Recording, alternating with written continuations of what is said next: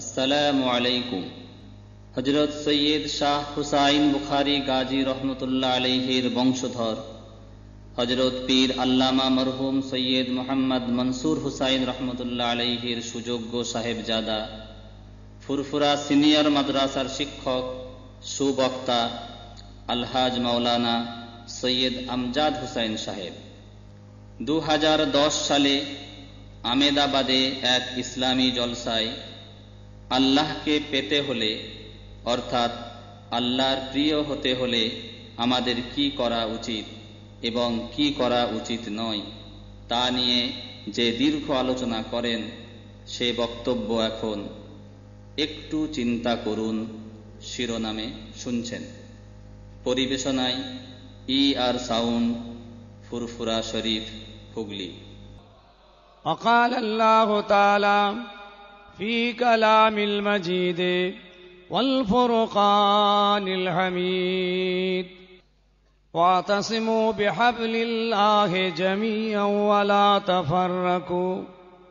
وقال الله تعالى في كلام المجيد والفرقان الحميد إن أولياء الله لا خوف عليهم ولا هم يحزنون. قال النبي صلى الله تعالى عليه وسلم كل كلام يكلمه المسلم في سبيل الله كهياتها إذا تعنت فزر الدم اللون لون الدم والعرف عرف المشك. رواه البخاري. وقال النبي صلى الله تعالى عليه وسلم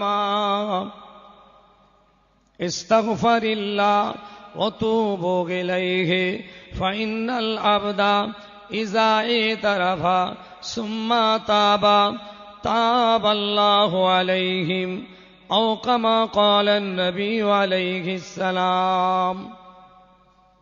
প্যারে হাজিরিন, আজকের এই পবিত্র জলসার সভাপতি সাহেব, উলামা হযরত, বিভিন্ন বস্তি মহল্লা গাঁও থেকে আগত দিন দরদি আল্লাহওয়ালা ইমানদার ভাইরা, যুবক জওয়ান ছেলেরা, মুরব্বী বাবাজিরা, আজকে এই জমিনে এক মাহফিলে ওয়াজদার জিমনে ইসালে সওয়াবের ইন্তজাম হয়েছে। আলা হযরত বড় পীর সাহেব কিবলা রাহমাতুল্লাহ আলাইহির স্মরণে এই মাহফিল আজ দীর্ঘ কয়েক বছর হচ্ছে, সেই হিসাবে এবছরও কায়েম হয়েছে। পরপর আলেম উলামা হযরতরা কিছু কিছু বক্তব্য রেখে গেছেন। আমি আপনাদের সুপরিচিত ফুরফুরা শরীফ থেকে এসেছি। বহু ভাই এখানে আছেন যাদের সঙ্গে একটা পরিচয় আছেই, অনেকে হয়তো নাম শুনেছেন, দেখা সাক্ষাৎ হয়নি। ফুরফুরা জমিনই আমার জন্ম, ফুরফুরা আমার পূর্বপুরুষদের দ্বারাতেই তৈরি। একটা লড়াই হয়েছিল, ইনকলাব হয়েছিল, তাতে আমার পূর্বপুরুষ সৈয়দ শাহ হুসাইন বুখারী গাজী রহমাতুল্লাহ আলাইহ, ইনি কমান্ডার এবং সেনাপতি ছিলেন। ইতিহাস অনেক বড়, 700 বছর আগের ইতিহাস, যখন দিল্লিতে আলাউদ্দিন খিলজি রাজত্ব করছেন সেই পিরিয়ড। দিন ইসলাম সারা শরিয়তের জন্য একটা লড়াই হয়েছিল। বালিয়া বাসন্তী তখন নাম ছিল ফুরফুরা শরীফের। যুদ্ধে কামিয়াবি হওয়ার পর ওই জায়গাটার নাম রাখা হলো ফুরফুরা, আজকের নয়। তারপরে দিন ইসলামের কাজ চলতে লাগলো। আস্তে আস্তে আবার বেদাত বেশারা, জুলুম অন্যায়, অনেক রকমের হারাম কাজ চালু হলো। আল্লাহ পাক ফুরফুরা জমিনে দাদা হুজুর পীর কিবলা রাহমাতুল্লাহ আলাইহিকে আল্লাহ পাঠালেন। তানার খিদমতে বাংলা আসামের জমিনে আল্লাহ পাক আবার হেদায়েতের আলো জ্বালালেন। সে খিদমত এখনো চলছে। যারা বাংলার মানুষ আছেন জানেন, বাংলার ছেলে, যুবক, জওয়ান, মুরব্বীরা ভালোই জানেন আপনারা। তাই আমার নুরুদ্দিন ভাই অনেক দিন ধরেই যোগাযোগ করে এই প্রোগ্রামটা সেট করেছেন। আজকের হঠাৎ নয়, এ প্রায় কম বেশি 2 বছর আগের প্রোগ্রাম। আসতে পেরেছি শুকরিয়া। আপনারা অনেকে এসেছেন, সকলেই খাস করে দোয়া করেন আল্লাহ পাক আজকের এই মাহফিলকে যেন কবুল করেন। বলেন আল্লাহুম্মা আমিন। আজকের এই মাজমা, আজকের ওয়াজ নসিহত, আজকের মেহমানদারি, আজকের ইসালে সওয়াব পরওয়ারদিগারে বেনিয়াজের দরবারে যেন মঞ্জুর হয়। বলুন আল্লাহুম্মা আমিন। যে এটাই হলো মূল মকসুদ আমাদের। অনেক মেহনত হয়, অনেক কষ্ট হয়, অনেক খরচ হয়, অনেক সময়ের কোরবানি করতে হয়, অর্থের কোরবানি করতে হয়, শক্তির, ক্ষমতার, ভাবনা চিন্তার অনেক কোরবানি করার পর এরকম একটা বেহেশতের বাগান পাওয়া যায়। আমরা এসে বসলাম, কিন্তু জান ভরে এ দোয়া করুন আল্লাহ পাক যেন আজকের এই মাহফিলকে আল্লাহ দরবার যেন আল্লাহ পাক পছন্দ করেন। বলুন আল্লাহুম্মা আমিন। জি, প্রোগ্রাম এতই চাপ করার নেই। আজকে তাও আসতে দুটো প্রোগ্রাম কেটে এসেছে। আবার আগামীকাল কি এয়ারপোর্ট থেকে সোজা মেদিনীপুর যাব। মেদিনীপুর কাঁটাডাঙ্গা একটা মাদ্রাসা আছে, কাঁটাগড়, মাওলানা ফরিদ সাহেবের নেতৃত্বে চলে। সেই মাদ্রাসায় প্রত্যেক বছর যাই। আপনারা অনেকেই চেনেন, তিনি এখানে এই আমেদাবাদেও আসে শুনেছি। তিনি আমাকে বলেছেন হুজুর দোয়া করবেন, বহু ভাই আমার মাদ্রাসাকে সহযোগিতা করে। আপনি যাচ্ছেন শুনলাম। হ্যাঁ আমি যাচ্ছি। তো উনি বলেন তাহলে আমার সবাই আসবেন কি করে? আমি তুমি দোয়া করে ইনশাল্লাহ দেখছি, এয়ারপোর্ট থেকে নেবেই যাব। তো কালকে সেই তার মাদ্রাসায় যেতে হবে। আপনারা অনেকেই সেই মাদ্রাসায় সহযোগিতা করেন, এটাও আমার কানে এসেছে। বহু ভাই বহু অর্থ দিয়েছেন। তিনি আমায় বলেছেন যে হুজুর দোয়া করবেন তালাদের জন্য। খায়ের, এখন কথা হলো জীবন আমাদের দুটো। জীবন কটা বলেন একবার? দুটো। যে জীবনে বেঁচে আছেন এই একটা, এর পরের আর একটা জীবন। যে হায়াতে জিন্দগিতে বেঁচে আছেন এটা একটা জিন্দগি, এর পরের আর একটা জিন্দগি। তাহলে জীবন আমাদের দুটো, ভাবনাও আমাদের দুটো। এই জীবনে বেঁচে থেকে যেমন ভাবছি কিভাবে বাঁচব, কিভাবে সুখ শান্তি হবে, কিভাবে আয়েশ আরাম হবে, কিভাবে কার কারবারে, চাষে, আবাদে, ব্যবসাতে উন্নতি হবে, এই ভাবনা যেমন আপনি ভাবছেন, তাহলে এর পরের আর একটা জীবন আছে। সেই জীবনের জন্য আপনাকে ভাবতে হবে কি করে সেখানে বাঁচবো, কি করে খোদা পাবো, কি করে রসুল পাবো, কি করে জান্নাত পাবো। এই ভাবনাও ইমানদার আপনার থাকবে। তাহলে ভাবনা আমাদের কটা? একটু সাড়া দেন। দুটো। জীবন আমাদের দুটো। এই একটা জীবন, এরপরই একটা হচ্ছে আলমে বারজাখের জীবন। জি হ্যাঁ, এই একটা জীবন আর একটা আলেমে বারজাখের জীবন। এই জীবনে বেঁচে থেকে আখিরাতের কাজটা গুছিয়ে নিন তাড়াতাড়ি। আল্লাহ রসুল বলেছেন বাদেরু বিল আমাল কাবলা আন তামুত। মৃত্যু যে কোনো মুহূর্তে আসবে। এই মৃত্যু আসার আগে আখিরাতের কাজটা গুছিয়ে নিন। তিনি উত্তম, যিনি দুনিয়ার এই দুনিয়াদারি কাজের ভিতর দিয়ে আখিরাতের কাজ গুছিয়ে নেয়, আখিরাতের পাথেয় সংগ্রহ করে নেয়, আখিরাতের পুঁটলি পরিপূর্ণতা করে। তিনি হলেন সব থেকে বড় উত্তম। যদি দুনিয়াই করতে থাকি, আখিরাতের যদি কোনো ভাবনা না থাকে, তাহলে জিন্দেগি আমাদের বরবাদ। আর এই দুনিয়ার জীবন সাময়িক জীবন, অস্থায়ী জীবন। আখিরাতের জীবন স্থায়ী জীবন। আল্লাহ রসুল এক জিহাদের ময়দানে এলেন। জিহাদটা ছিল গজওয়ায়ে খন্দক, পরীক্ষার যুদ্ধ। যে পরীক্ষার যুদ্ধ ইসলামের ইতিহাসে সবথেকে একটা বিরাট কৌশলপূর্ণ যুদ্ধ। মদিনাকে বাঁচাবার জন্য রাসূল পাক সাল্লাল্লাহু আলাইহি ওয়াসাল্লাম যে পরিকল্পনা সৃষ্টি করেছিলেন ইতিহাস বিরল। পারস্যের এক সাহাবী সালমান ফারসির পরামর্শে নবী পাক এই পরিকল্পনাটা নিলেন। বিশাল একটা লম্বা, বিশাল চওড়া এবং একটা বেশ গভীরতার সঙ্গে একটা পরিখা খনন করে মদিনাটাকে বাঁচাবার জন্য ডিফেন্স করছেন। এই ময়দান যখন মাটি খোঁড়া শুরু হলো, হাজী সাহেব যারা আছেন জানবেন, এনারা খান্দাক জিয়ারত করতে যান। খান্দাকের ময়দানের ওই খান্দাক নামটুকুই আছে, আর কিছু নেই। সেখানে গিয়ে আর কিছু পাবেন না, ওই খান্দাক নামটুকু রয়ে গেছে। ঘর বাড়ি, গাছপালা, অফিস আদালত, রাস্তাঘাট, স্কুল কলেজ সব হয়ে গেছে। খালি নামটা জায়গার খান্দাক এইটুকুই থেকে গেছে। সেই ময়দানে পয়গম্বর আজম মাটি খুঁড়ছেন, সাহাবারাও মাটি খুঁড়ছেন। কেন? কিসের জন্য? দিন সারা শরিয়ত ইসলামকে প্রতিষ্ঠা করার জন্য এবং মক্কার হামলা থেকে মদিনাকে বাঁচাবার জন্য। এটাই ছিল সুকৌশল, একটা পরামর্শ মাফিক, একটা দূরদর্শিতার পরিচয় এবং এই পরীক্ষা করে মদিনাকে ডিফেন্স। সেই ময়দানে রাসূল পাক সাল্লাল্লাহু আলাইহি সাল্লাম সাহাবায়ে কেরামদের নিয়ে একটা দোয়া করেছিলেন। সাহাবায়ে কেরামরা মাটি খুঁড়তে খুঁড়তে খিদেতে পিপাসাতে বড্ড কমজোর হয়ে যাচ্ছিলেন, দুর্বল হয়ে যাচ্ছিলেন। সেই সময় আমার নবী তাদের জন্য একটা দোয়া করেছিলেন, লা আইশা ইল্লা আইশাল আখিরা, লা খাইরা ইল্লা খাইরাল আখিরা, লা আইশা ইল্লা আইশাল আখিরা, আল্লাহুম্মা আরহামিল আনসার ওয়াল মুহাজিরা। বাপ মারা মা মারা নবী, এতিম এসির নবী আল্লাহ দরবারে ওই মুহাজিরিন আনসারীদের জন্য দোয়া করে বলেছিলেন, লা আইশা ইল্লা আইশাল আখিরা। বাবারা, এই জীবনটা আসল জীবন নয়, আসল জীবন হলো আখিরাতের জীবন।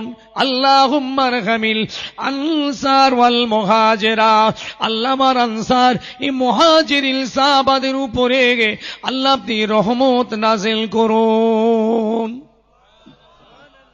বাপ মারা মা মারা নবী, এতিম এসির নবী খান্দাকের ময়দানে হাত দুটো তুলে পরওয়ারদিগার বেনিয়াজের দরবারে দোয়া চাইছিলেন। দিন বাঁচাবার জন্য, শরীয়ত বাঁচাবার জন্য, ইসলামকে বাঁচাবার জন্য, কোরআনকে বাঁচাবার জন্য, বিশ্বের মানুষের কাছে আল্লাহর একত্ববাদকে পৌঁছে দেওয়ার জন্য, বিশ্বের মানুষের দরওয়াজায় দরওয়াজায় কোরআনকে পৌঁছে দেওয়ার জন্য নবী পাকের এই দোয়া হলো। সাহাবায়ে কেরামেরা মনের দিক থেকে বড় দুর্বল হয়ে পড়ছেন, তাদের ঈমানি শক্তি বাড়িয়ে দেওয়ার জন্য আল্লাহর নবী দোয়া চাইলেন, লা আইশা ইল্লা আইশাল আখিরা, আল্লাহুম্মা আরহামিল আনসার ওয়াল মুহাজিরা। রাসূল যে এই দোয়া চেয়েছেন, সাহাবায়ে কেরামরা এত উৎফুল্ল, এত শক্তি এবং মনোবল এত বাড়ল, সঙ্গে সঙ্গে তানারা বলেছিলেন, লাকাদ বায়াতু আলা ইয়াদি মুহাম্মাদিন সাল্লাল্লাহু আলাইহি ওয়াসাল্লাম। আমরা রাসূল পাকের হাতে হাত দিয়ে বায়াত হচ্ছি এই কথার উপরে যে এই ময়দান ছেড়ে আমরা যাব না। বলুন সুবহানাল্লাহ, বলেন জোরে সুবহানাল্লাহ। এই ময়দান ছেড়ে যাব না। লাকাদ বায়াতু আলা ইয়াদি মুহাম্মাদিন আলাল জিহাদ। হ্যাঁ, আস্তে আস্তে এগিয়ে আসেন তো বাবু, ছেলেরা এগিয়ে এসো বাপ, মাশাআল্লাহ আগে এগিয়ে আসেন, কিছু জায়গা হয়ে যাক। অপরকে জায়গা করে দিলে আল্লাহ বড় খুশি হন, জান্নাতে আল্লাহ আপনাদের জায়গা দেবেন। জি, যারা ভাইকে জায়গা করে দেয় আল্লাহ পাক তাদের জন্য জায়গা দেন। মাশাআল্লাহ আগে এগিয়ে আসেন, আগে আসেন। দীর্ঘ পথ, দীর্ঘ লম্বা এবং চওড়া গভীর, খিদে প্রচন্ড, খাবার কিচ্ছু ছিল না, যা ছিল শেষ। খিদেতে পিপাসাতে মনোবলটা দুর্বল। সেই সময় আমার নবী পাক তাদের জন্য এই দোয়াটা চাইতেই এত মনোবল বাড়ল। সঙ্গে সঙ্গে তানারা বলেছিলেন, লাকাদ বায়াতু আলা ইয়াদি মুহাম্মাদিন। আরে এই রাসূল পাক সাল্লাল্লাহু আলাইহি ওয়াসাল্লামের হাতে আমরা এই কথার উপরে বায়াত হচ্ছি যে আমরা আমাদের জীবনের এক ফোঁটা রক্ত থাকা পর্যন্ত এই খান্দাকের ময়দান ছেড়ে আমরা যাচ্ছি না। যেই এই কথাটা বলছেন নবী পাক আবার দোয়া করছেন, লা খাইরা ইল্লা খাইরাল আখিরা, আল্লাহুম্মা গফিরিল আনসার ওয়াল মুহাজিরা। আল্লাহ নবী আবার দোয়া করছেন, লা খাইরা ইল্লা খাইরাল আখিরা। বাবারা বাবারা, এই দুনিয়ার ভালাই, দুনিয়ার সুখ শান্তি আসল নয়, আসল সুখ শান্তি হলো আখিরাতের। আয় আমার আল্লাহ, আমার আনসার মুহাজিরিন এই সাহাবাদের গুনাহকে আপনি মাফ করে দিন। সুবহানাল্লাহ। পয়গম্বর জি দুনিয়ার জিন্দেগিটাকে খুব ছোট বলেছেন। আসল জীবন আমাদের আখিরাতের। এই আখিরাতের জন্য আজকে আপনারা এখানে এসেছেন, কিন্তু আর এমন একটা মানুষকে কেন্দ্র করে এসেছি যিনি হলেন আখিরাতের মানুষ। বলুন সুবহানাল্লাহ। যে গাউসে আজম আব্দুল কাদের জিলানী রাহমাতুল্লাহ নিয়ে আখিরাতের মানুষ, আখিরাত তানার কামিয়াব। আল্লাহ নবী আবার বলেছেন, মান আহাব্বা দুনিয়াহু আদিররু বিআখিরাতিহি ওয়া মান আহাব্বুল আখিরাতা আদিররু বিদুনিয়াহু। যদি কেউ আখিরাতকে ভালোবাসতে চান, দুনিয়ার সাময়িক লস হয়ে যাবে। আর দুনিয়া যদি মোহাব্বত করতে চান, দুনিয়াকে যদি পেতে চান, আখিরাতের ক্ষতি হয়ে যাবে। ও ইমানদার ঘরের ছেলেরা ও কোরআনী ঘরের ভাইয়েরা, রাসূলের ঘরের উম্মতেরা, যদি আখিরাত পেতে চান, দুনিয়ার কিছুটা লস আপনার হবে। আর যদি দুনিয়া পেতে চান, আখিরাতের লস হবে। এই জন্য আমার রাসূল বারে বারে বলতেন আমার আল্লাহকে, ও আমার আল্লাহ, যদি তোমার নবীকে তুমি অপমান করতে চাও তো দুনিয়ার জমিনে করো, আখিরাতের অপমান করো না। কেন আখিরাতের অপমানের থেকে দুনিয়ার অপমান অনেক ভালো, দুনিয়ার কষ্ট অনেক ভালো, দুনিয়ার মুসিবত অনেক ভালো, দুনিয়ার কষ্ট অনেক ভালো। আখিরাতে আল্লাহ আপনার নবীকে কষ্ট দেবেন না, আখিরাতের ময়দান আল্লাহ আপনার নবীকে আপনি অপমান করবেন না। বুজুর্গানে দিন এরা, আল্লাহর ওলি মানুষেরা, আল্লাহর মাহবুব বান্দারা আখিরাতটাকে অগ্রাধিকার দিয়েছিলেন।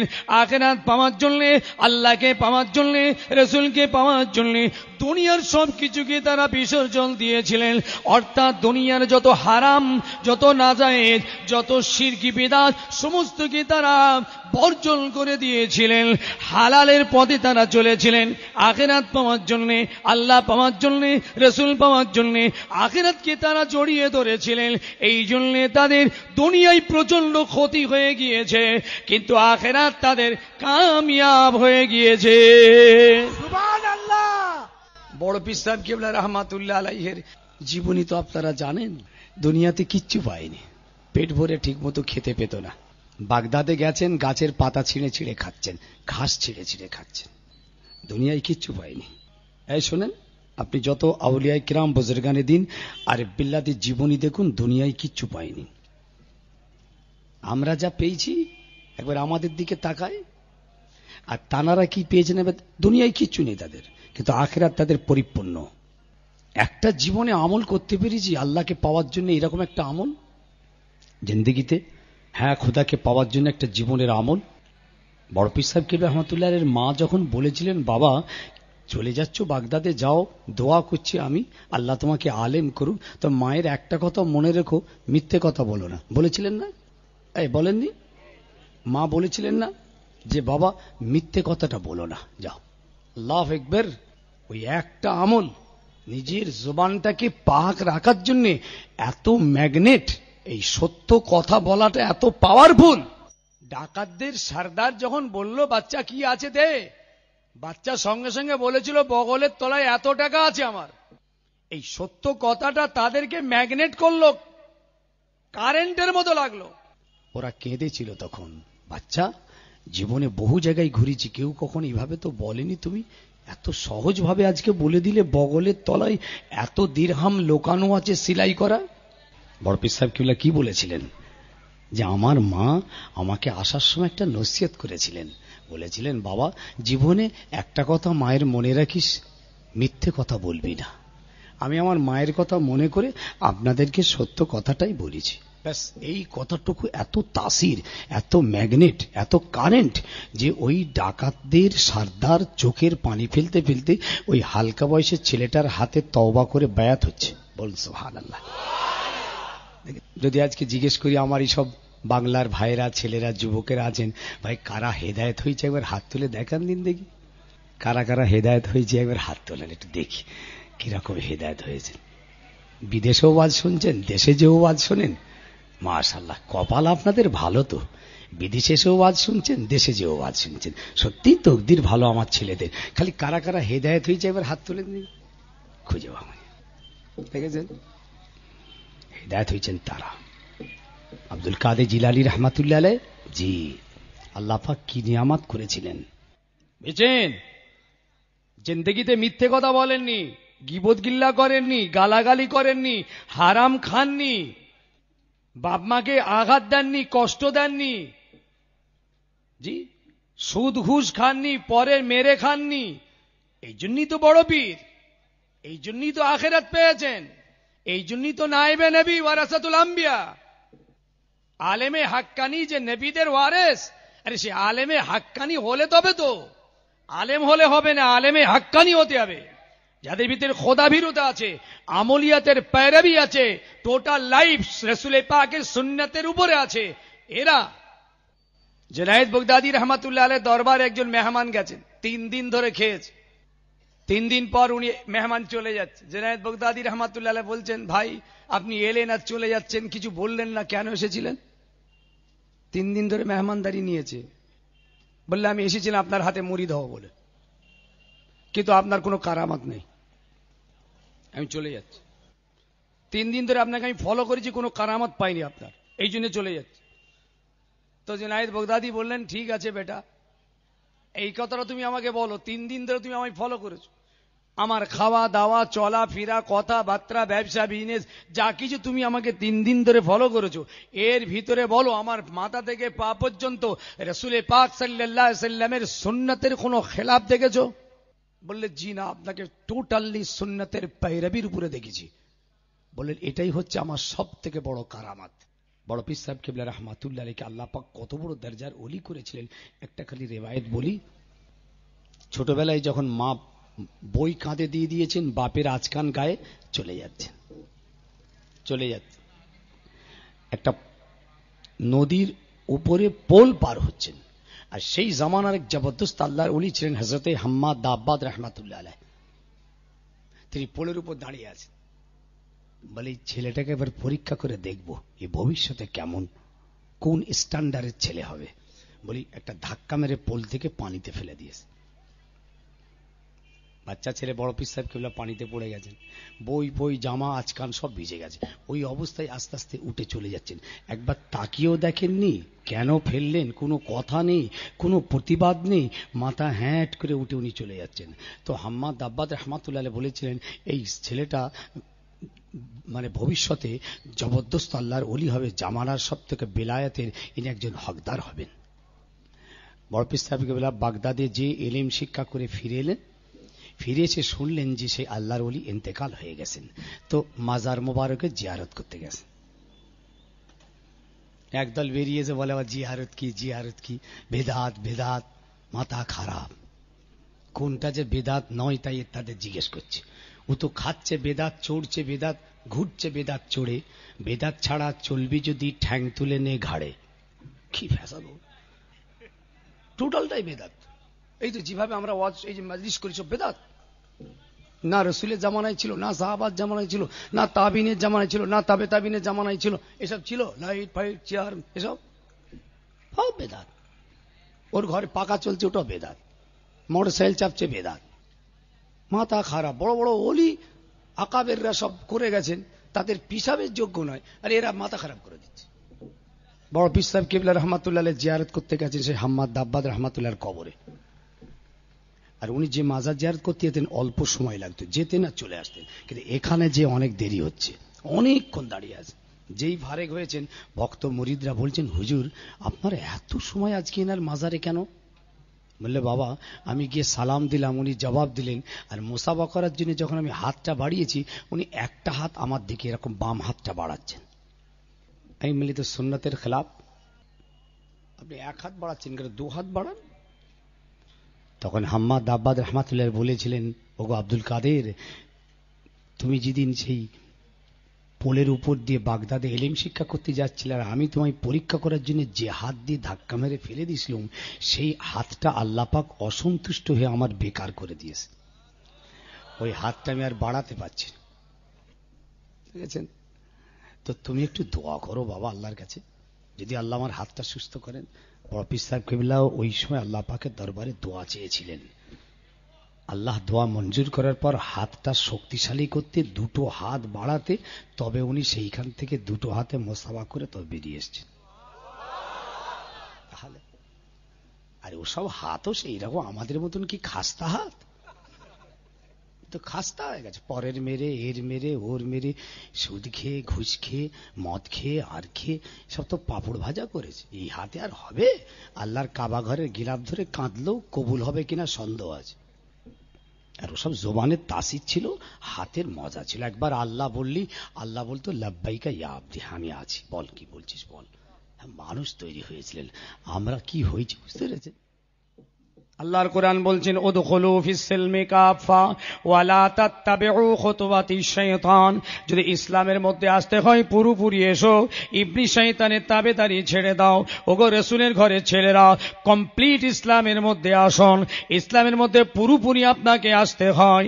ও ভাইজান, এই জন্য যে হাত দিয়ে ইসলামের কাজ করবেন, ওই হাত দিয়ে যেন ইসলাম জবাই না হয়। যে মুখ দিয়ে ইসলামের কথা বলবো, ওই মুখ দিয়ে ইসলাম বিরোধী কথা যেন না জাহির হয়। ভাইরা, বাপেরা, মায়েরা আমার, এই জন্যে এ বড় পীর আল্লাহর ওলি হয়েছিলেন, খাজা সাহেব আল্লাহর ওলি হয়েছিলেন, মুজাদ্দেদ আল-ফেসানি আল্লাহর ওলি হয়েছিলেন। এরা কিভাবে ওলি হয়েছিলেন? এদের মা কেমন ছিলেন, বাপ কেমন ছিলেন? ও ভাইজানেরা, যদি ভালো সন্তান পেতে চান, যদি ভালো ফল যদি পেতে চান, তাহলে জমিনটা ভালো হওয়া দরকার আছে। এই জমিন যদি ভালো হয়, তাহলে দানা যদি ভালো দিতে পারেন, তাহলে চারা ভালো তৈরি হয়। ওই চারা ভালো হলে গাছ ভালো হবে, গাছ ভালো হলে ফল ভালো হবে। ভালো সন্তান পাওয়া যদি পেতে চান, যে সন্তান বড় পীর আব্দুল কাদেরের মা পেয়েছিলেন, কেমন মা? নিজের কোলে চাঁদ আল্লাহ পাক দিয়েছিলেন। বাবাজি খাজা গরিব নওয়াজের আম্মা জান কেমন মা ছিলেন? নিজের কোলে আল্লাহ হীরের টুকরো আল্লাহ পাক দিয়েছিলেন। ওগো মায়েরা, বাপেরা, তাই বলি, আপনিও যদি এই রকম নেক ছেলে পেতে চান, আল্লাহ ওয়ালা সন্তান পেতে চান, যদি আল্লাহর মাহবুব বান্দা যদি পেতে চান, তাহলে আপনাকেও প্রথম পর্যায়ে জমিনটা ভালো করতে হয়। করেছেন? 1 নম্বর, 4টে প্ল্যাটফর্ম পার হতে হবে। তার 1 নম্বর হচ্ছে মায়েদের রেহেম পাক হতে হবে। যেখানে বাচ্চা আল্লাহ দেন, যেখানে বাচ্চা তৈরি হয়, যে ফ্যাক্টরি, এই রেহেম পবিত্র হতে হবে, তবে নেক সন্তান পাওয়া যাবে। গালাগালি, খিস্তা খিস্তি, নামাজ নেই, নেই, ভিডিও, টিভি, গান বাজনা, আর পেটে বাচ্চা। এই কথা ঠিক বলছি না ভুল বলছি? এই কথা বলেন। বড় পীর সাহেব কেবলার আম্মা জান যখন বড় পীরকে পেটে ধরেছিলেন, গান শুনেছিলেন? তার আজকের ছেলেরা পৃথিবীর জমিনে এসে মায়ের মাথায় মারবেন তো কুতা মারবে? 4টে প্ল্যাটফর্ম। নাম্বার 1, মায়ের রেহেম পাক। জমিন ভালো করুন, দানা ভালো হোক, গাছ ভালো হলে ফল ভালো হবে। ইমাম শাফি রহমাতুল্লাহ আলাইহির আম্মা জান একদিন খ্বব দেখলেন, নিজের পেট থেকে একটা আলো বার হয়ে এই আলোটা সমস্ত আসমানকে আলোকিত করে দিয়েছে। এই খ্ববের তাবিজ জানার জন্য তিনি মসজিদে হারামের মুফতিদের কাছে গেলেন। বাবা, একটি মেয়ে ছেলে খ্বব দেখেছে, তার পেট থেকে একটা আলো বার হয়ে গোটা আকাশটা আলোকিত করে দিয়েছে। হেরেম শরীফের মুফতিরা বলেছিল, মা, ওই মেয়েটার পেটে কি কোনো বাচ্চা আছে? বলেছিলেন, হ্যাঁ, মেয়েটার পেটে একটা সন্তান আছে। বলে, ওই মাকে সাবধান করে দেবে, ওই বাচ্চাটার যেন কোনো ক্ষতি না হয়। ওই বাচ্চাটা পরবর্তী জামানায় জবরদস্ত আল্লাহ পাক মুহাদ্দিস বানাবেন, মুফাসসির বানাবেন, ফকি বানাবেন, ওলি বানাবেন। আল্লাহ পাক তার দ্বারাই বিশ্বের মানুষকে আল্লাহ ফায়দা দেবেন। নারায়ে তাকবীর, নারায়ে রিসালাত, ফুরফুরা সারে। এটা হলো খ্ববের তাবিজ। মা খুশি হয়ে ঘরে এলেন। মা মানে তিনি নিজেই, উনি নিজের কথা আর বলেননি। ব্যাস এসে, ওহ, এত বড় খ্বব আল্লাহ দেখিয়েছেন, আমার বাচ্চা মুহাদ্দিস হবে, মুফাসসির হবে, ফকিহ হবে, ইমাম হবে, আল্লাহর ওলি হবেন, তামাম বিশ্বের মানুষ আমার ছেলের কাছ থেকে দিন শরীয়তের ফায়দা পাবে। মা সেই থেকে একটা ওয়াক্ত বাদ দেননি, আল্লাহর নামাজের মুসাল্লাতে আল্লাহর কাছে খালি হাত তুলে কাঁদছে, আল্লাহ পাক আমার স্বপ্ন কবে সফল হবে, আল্লাহ আমার স্বপ্ন কবে পূরণ হবে, আমার বাচ্চা মুহাদ্দিস হবে, ফকিহ হবে, ইমাম হবে। সব সময় মা আল্লাহর দরবারে দোয়া চেয়ে কাঁদছেন। আল্লাহ পাক মায়ের দোয়া কবুল করে নিলেন। বাচ্চা পৃথিবীর জমিনে ভূমিষ্ঠ হলো। ওই বাচ্চাটা 10 থেকে 12 বছর বয়সের ভিতরে 30 পারা কোরআনে পাকের হাফেজ হয়ে গেলেন। মাত্র 12 বছর বয়স। ইমাম শাফি রহমাতুল্লাহ আলাইহি কোরআন পাকের হাফেজ। দেখেছেন কি রকম গাছ, আর কি রকম চারা, আর কি রকম ফল। আর আমাদের যা হালত, তো আম ফল কানা হবে তো। কানা, খোঁড়া, বেঁকা, বোবা, ডাকাত, বদমাইশ ভালো পাবো আমরা? আমরা পাচ্ছি? এই যে আল্লাহ ওয়ালাদেরকে যে আমরা খুঁজছি, আরে তার পিছনটা একবার দেখুন না, কিভাবে তারা এত বড় অলি হয়েছেন। তারাও তো মানুষ, আমরাও তো মানুষ। হ্যাঁ, অলি কি খালি কোনো বংশে হয়, কোনো খানদানে হয় নাকি? এরকম কোনো কথা আছে যে অলির ছেলে অলি হবে, ডাক্তারের ছেলে ডাক্তার হবে, পীরের ছেলে পীর হবে? এরকম কোনো কথা আছে নাকি? আপনিও ডাক্তার হতে পারেন, আপনিও পীর হতে পারেন, অলি হতে পারেন, গৌস হতে পারেন, কেন হবেন না? ব্যাস, ইমাম শাফি রহমাতুল্লাহ 12 বছর বয়সে 30 পারা কোরআনে পাকের হাফেজ হওয়ার পরে এবার মাকে কিছু না বলে, যদি মা আটকে দেয়, একটা লুঙ্গি গায়ে জড়িয়েছে আর একটা লুঙ্গি পরেছে, পরে এবার মক্কা শরীফের দিকে চলে যাচ্ছে। মাকে বলেনি। মা যদি যেতে না দেয়, কেন যাচ্ছে না? আমাকে ইলম শিখতে হবে, ইলম শিখতে হবে, হাদিস কোরআন শিখতে হবে, দ্বীনি শিক্ষা শিখতে হবে, এই শিখতে হবে, জ্ঞান অর্জন করতে হবে, এই মনে করে উনি একা বেরিয়ে চলে যাচ্ছেন। এবার মা ছেলেকে খুঁজছে, খুঁজে পাচ্ছে না। মা ছেলে হারা হয়ে গেলেন, ছেলের খবর আর মিলছে না। আল্লাহ জমিনে কাঁদছেন, আল্লাহ গো, ছেলে আমার যেখানেই যাক আপনার জমিনেই রয়েছে, আমার স্বপ্নটা যেন পূরণ হয়। যেখানেই যাক ছেলে আমার বাচ্চা যেন আলেম হয়, আমার ছেলে যেন মুহাদ্দিস মুফাসসির ফকিহ ইমাম হয়, এই স্বপ্ন যেন আল্লাহ আমার পূরণ হয়। মা আল্লাহর জমিনে সিজদায় পড়ে পড়ে ছেলের জন্য কাঁদছেন। আর ছেলে হযরত ইমাম শাফি এই 12 বছর বয়সে মদিনা ছেড়ে মক্কার দিকে রওনা হয়ে গিয়েছেন। মক্কা ছেড়ে মদিনার দিকে যাচ্ছেন।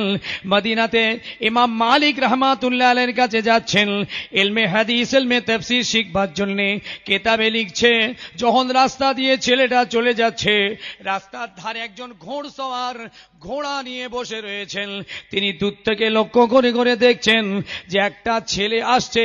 বড় পিপাসিত ছেলেটাকে দেখে মনে হচ্ছে সে যেন তার পিপাসা মিটাবার জন্য কোন সমুদ্রের সন্ধানে যেন ছুটে ছুটে আসছে।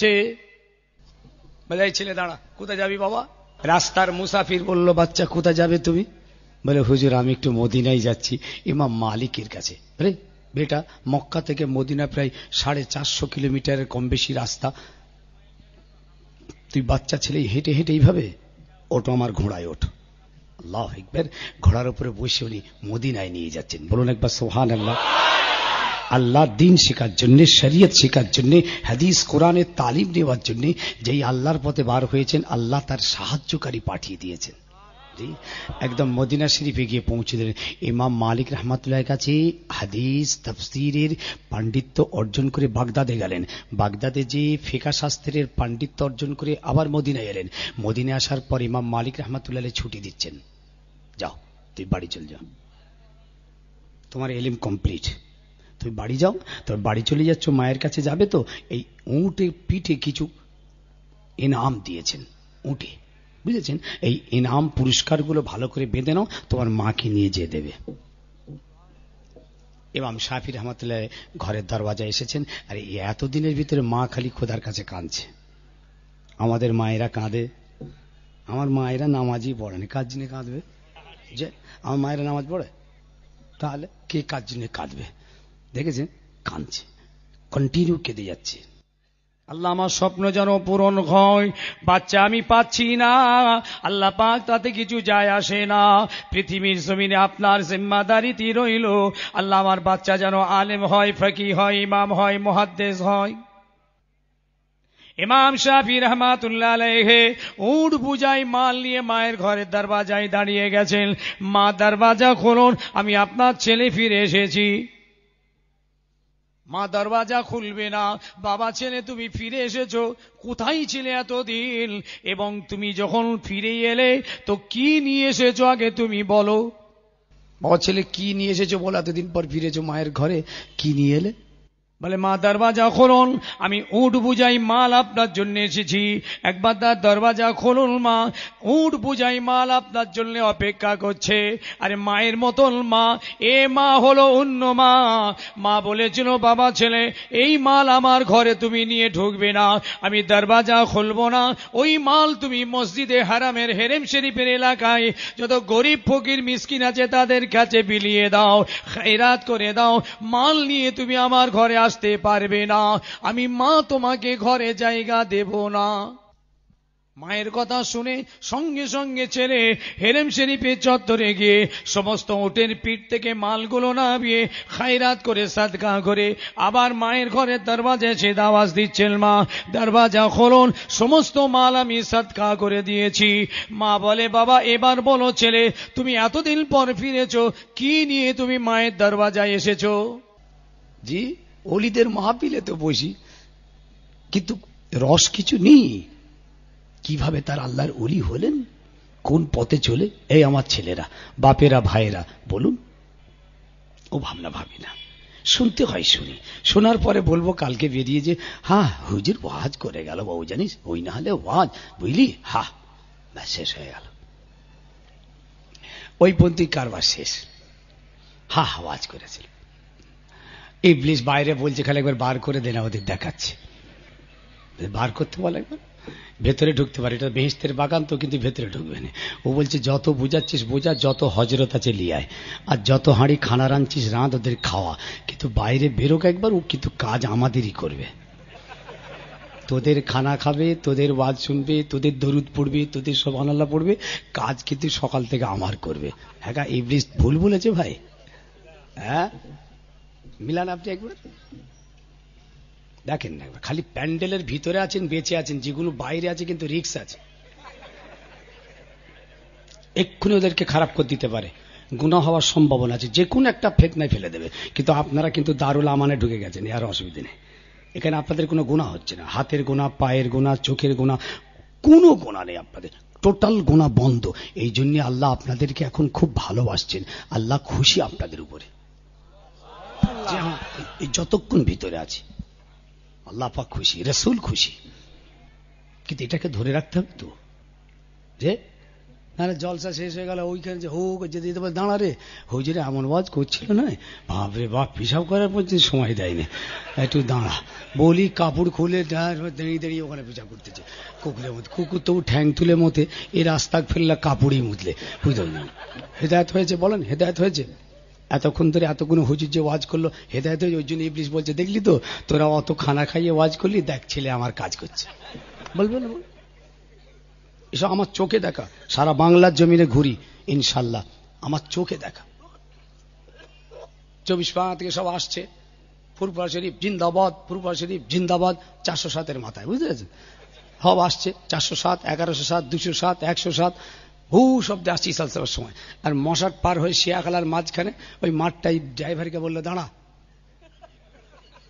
দাঁড় করিয়ে দিলে, হু করে সব জেনের বাচ্চা নিয়ে বললো, নেবে পড়ি, বললে দাঁড়া একটু মাইনাস করে নি, ওইখানে মাইনাস করতেছে পুরো ওইভাবে, একদম একটা পানি লিওয়া নেই, ঢিলা কুলুক লিওয়া নেই, একটা কাপড়ও নেই, একটা ঢিলা নেই, একটা পানি নেই, সব কোনো খবর নেই, বুঝতেছেন? আর হুক পিসাব করে অমনি উঠে পড়ছে, গোটা কত বুড়ো নেবেছে, বলে চাচা ওটো হয়ে গেছে, চাচা ওটো, চাচা বলছে দাঁড়া রে বাবা, কুলুক খুঁজে পাই না, ধর গাড়ি ছেড়ে দেবে, গাড়ি ছেড়ে দেবে, সে চাচাদেরকে ওই অবস্থায় তুলে নিয়েছে, দিয়ে বলছে তোরা এমন ছেলে নয়, তোদের পাল্লাই পড়ে, একটু পিসাব করে কুলুক নিতে দিলিনি। এইবার ফুরফুরা শরীফ ঢুকে গেল, ফুরফুরা শরীফ জিন্দাবাদ, ফুরফুরা শরীফ জিন্দাবাদ, এ মাজারে ও মাজারে ও মাজারে ও মাজারে ঘুরে তোলপাড় করে ফেললে, হালুয়া ফালুয়া রুটি কিনে এ ও সে কিনে নিয়ে বলছে ফের ফিরে যাচ্ছে ফুরফুরা শরীফ, ফের ওইখানে নেমে যাবে, দাঁড়া এত ভিড় ফুরফুরায়, বাপ রে বাপ, পিসাবখানায় দাঁড়ানো যায়নি, দাঁড়া, বলে ফের ওখানে পিসাব করতেছে। এসব কথা বললি তো আপনারা আমাকে খারাপ বলবেন, ওই 24 পরগনায় গিয়ে 2-4 হাজার 10,000 লোকের সামনে বলি তবে তোরা ফুরফুরায় যাবি না, কি করতে যাস? অথচ ওই ফুরফুরার জমিনে বড় বড় আল্লাহর ওলি তৈরি হয়েছেন, যে ফুরফুরার জমিনে রক্ত ঝরেছে, ফুরফুরা জমিন মানাতে গিয়ে শহীদ হয়েছে, ফুরফুরার জমিনে মস্তান তৈরি হয়েছে, দরবেশ কুতুব আবদাল তৈরি হয়েছে, কটা দেখাবো আপনাদের? আজও সেই ফুরফুরা বেঁচে আছে, সেই ফুরফুরার জমিনে আমরা যাই, কি হয়েছে বলুন তো দেখি? তাহলে কি সত্যি আমরা হেদায়েত হওয়ার ইচ্ছা আমাদের আছে? ব্যাস, মা ফের জিজ্ঞেস করছে কি এনেছিস বাবা বল, তুই আমার ঘরের দরওয়াজা আমি খুলবো না, কিন্তু কি এনেছিস বল। ইমাম সাহেব রহমাতুল্লাহ আলাইহি বাইরে থেকে বলছেন আম্মা জান দরওয়াজা খোলন, আমি মদিনা শরীফে গিয়েছিলাম, ইমাম মালিক রাহমাতুল্লাহ আলাইহির কাছে গিয়ে আল্লাহ পাক আমাকে ইলমে হাদিসের মুহাদ্দিস বানিয়ে দিয়েছে। মা আপনি দরওয়াজা খুলুন। ইমাম মালিকের কাছে দীর্ঘদিন থেকে থেকে কোরআনে পাকের তাফসীরের মুফাসসির বানিয়ে দিয়েছে আল্লাহ। আমি বাগদাদে গিয়েছিলাম, বাগদাদে জমিনে গিয়ে ফিকহ শাস্ত্রের পাণ্ডিত্য অর্জন করে মা আমি একজন মুহাদ্দিস মুফাসসির ফকি ইমাম হয়ে আপনার দরওয়াজায় দাঁড়িয়ে রয়েছি। নারায়ে তাকবীর, নারায়ে রিসালাত, ফুরফুরা শরীফ। মা দরওয়াজা খুলে দিয়েছে। মা খুলে দিয়ে বাচ্চাকে বুকে জড়িয়ে ধরে কাঁদছেন, বলে বাবা ছেলে তুমি আজ দীর্ঘদিন চলে গিয়েছো, মা হারা মা, আজ মাকে ছেড়ে দিয়ে আমি আল্লাহর কাছে শুধু দোয়া চেয়েছিলাম। তুমি জানো না, যখন তুমি আমার পেটে ছিলে আল্লাহ আমাকে একটা খব দেখিয়েছিলেন যে পেট থেকে একটা আলো পার হয়ে গোটা আকাশটা আলোকিত করে দিয়েছে। আমি হেরেম শরীফের ইমামদের জিজ্ঞেস করেছিলাম, তারা বলেছিল একটা বাচ্চা আল্লাহ তোমাকে দেবেন, যে বাচ্চাটা জামানার ইমাম হবে, মুহাদ্দিস হবে, ফকিহ হবে, যার দ্বারা আল্লাহ বিশ্বের মানুষকে আল্লাহ দ্বীন ইসলামের আলো জারি করাবেন। সেই থেকে বাবা ছেলে আমি সব সময় আল্লাহর কাছে দোয়া চেয়ে কাঁদতাম, আল্লাহ আমার স্বপ্ন কবে পূরণ হবে, আমার খব কবে পূরণ হবে। এই জন্যে বাবা আজকে আল্লাহ পাক আমার স্বপ্নটা পূরণ করে দিয়েছে। মায়ের মতন মা। ভালো ছেলে পেতে গেলে তার একটা প্ল্যাটফর্ম, 1 নম্বর পার হতে পারিনি, প্রথমেই আটকে গেছি আমরা। নামাজ পড়ালে স্বামীকে ধরে মারছে আবার, আর ওই ছেলে বেরিয়ে মাকে মারবে, বাপকেও মারবে, দুজন খাবে মার, একজন খাবে না, দুজন মার খাচ্ছে। তো এই খাচ্ছে না, যে খাচ্ছে মানে তপা রফা করে ফেলছে একদম। জি হ্যাঁ, ইবলিস সাথে বলে, ওই জন্যই তো এই যেমন ওয়াজ শুনে নিয়ে ভোরবেলা বাড়ি ফিরে যাবেন প্যাকেট হাতে, আবারও কি খুশি। ভোরবেলা যে দেখছেন আপনার ফ্যামিলি ব্যাটাচি ফ্যাটাচি সব বেঁধে রেডি হয়ে দাঁড়িয়ে আছে। কি হয়েছে রে, কি হয়েছে? মানে আমি ঘর চলে যাচ্ছি। কেন? বললো তুমি তো হুজুরদের ওয়াজ শুনছিলে, 4টে হুজুরের ওয়াজ শুনেছ 8 ঘন্টা, আর এখানে তোমার মা বাপ ভাই বোন সবাই মিলে আমাকে মারধর করেছে, গালাগালি করেছে, আমার বংশ নিবংশ করেছে, আমি আর এখানে নেই, এই চলে যাচ্ছে, তোমার সংসার রইল। এইবার কি করে বলেন দেখি? সারা রাত ওয়াজ শুনে গেল, আর সমস্ত আলেম ওলামা বলেছেন মায়ের পায়ের তলায় জান্নাত, বাপের পায়ের তলায় জান্নাত, বাপের খিদমত করবি, মায়ের খিদমত করবি। আর এই ওয়াজ শুনে 33,000 ভোল্টেজের ব্যাটারি চার্জ করে ও যে ঠেকেছে, আর অমনি ওখান থেকে বলছে যে তোমার ঘর রইল, ইয়েস অর নো, যদি মা নিয়ে থাকতে চাও থাকো, আমায় ছাড়ো, আর আমায় নিয়ে যদি ঘর করতে চাও বাপ মা ছাড়ো। ইবলিস এসে গেল। ইবলিস এসে বলছে, খুব তো সারা রাত ওয়াজ শুনলি, ওয়াসওয়াসা দিচ্ছ কি? ওয়াজ শুনেছিস, জ্ঞান বুদ্ধি কিছু আছে? তুই একা উপায়দার, একা উপায় করে করে মাথার ঘাম পায়ে ফেলে জীবন কয়লা করে সংসার চালাচ্ছিস, তোর বাপ মা ভাই বোন এ ও দুনিয়া সবাই খাচ্ছে তোর উপায়ে, আর তোর বউ মার খাচ্ছে। এমন ইবলিস ঢুকিয়ে দিল, ও তখন হাত গুটোচ্ছে, এবার গুটিয়ে বলছে, আলা বুড়ো কোন ঘরে আছে বলতো? বুঝতে বুড়োকে মারবে এবার, আর মেরেও দিল। যে ইবলিস তখন বলল, এই জন্য আমি বলি ওয়াজ তোদের শোনে আর খানা তোদের খায়, ভোর থেকে কাজ আমার করে। বাপ মা মারা কার কাজ? এসব কি বাপ মা মারা ছেলে বসে আছে নাকি? এই বাপ মা মারা কার কাজ? দেখেছেন তো, সারা রাত ওয়াজ শুনে গিয়ে বাপ ঠেকাচ্ছে। হেদায়েত হয়েছে? এরকম যদি কিয়ামত পর্যন্ত ওয়াজ শোনেন, আমরা মানুষ হতে পারবো? বড় পীর সাহেব কেবলা মায়ের একটা ছোট্ট নসিহতকে মাথায় করে নিয়ে বাগদাদে যাচ্ছে। মা বললেন, বাবা শাফি যা, বাবা যা, দেরি করবি না, যা বাবা যা, হেরেম শরীফে চত্বরে চলে যা, ওইখানে গিয়ে ইলমে হাদিসে তালিম দে, ইলমে ফিকহ তালিম দে। ইমাম শাফি রাহমাতুল্লাহ আলাইহি ওই জায়গায় গেলেন, চতুর্দিকে ছাত্ররা গোল হয়ে বসে পড়ল। ইমাম শাফি ইলমে হাদিস ইলমে তাফসীরের তালিম দিতে লাগলেন। একবার জোরে বলুন সুবহানাল্লাহ। ছেলের মতো ছেলে যদি পেতে চান, আল্লাহওয়ালা সন্তান যদি পেতে চান, 1 নম্বর হলো মায়ের রেহিম যেন পাক হয়। বাপ তোমাকে ঠিক হতে হয়, মা আপনাকে ঠিক হতে হয়।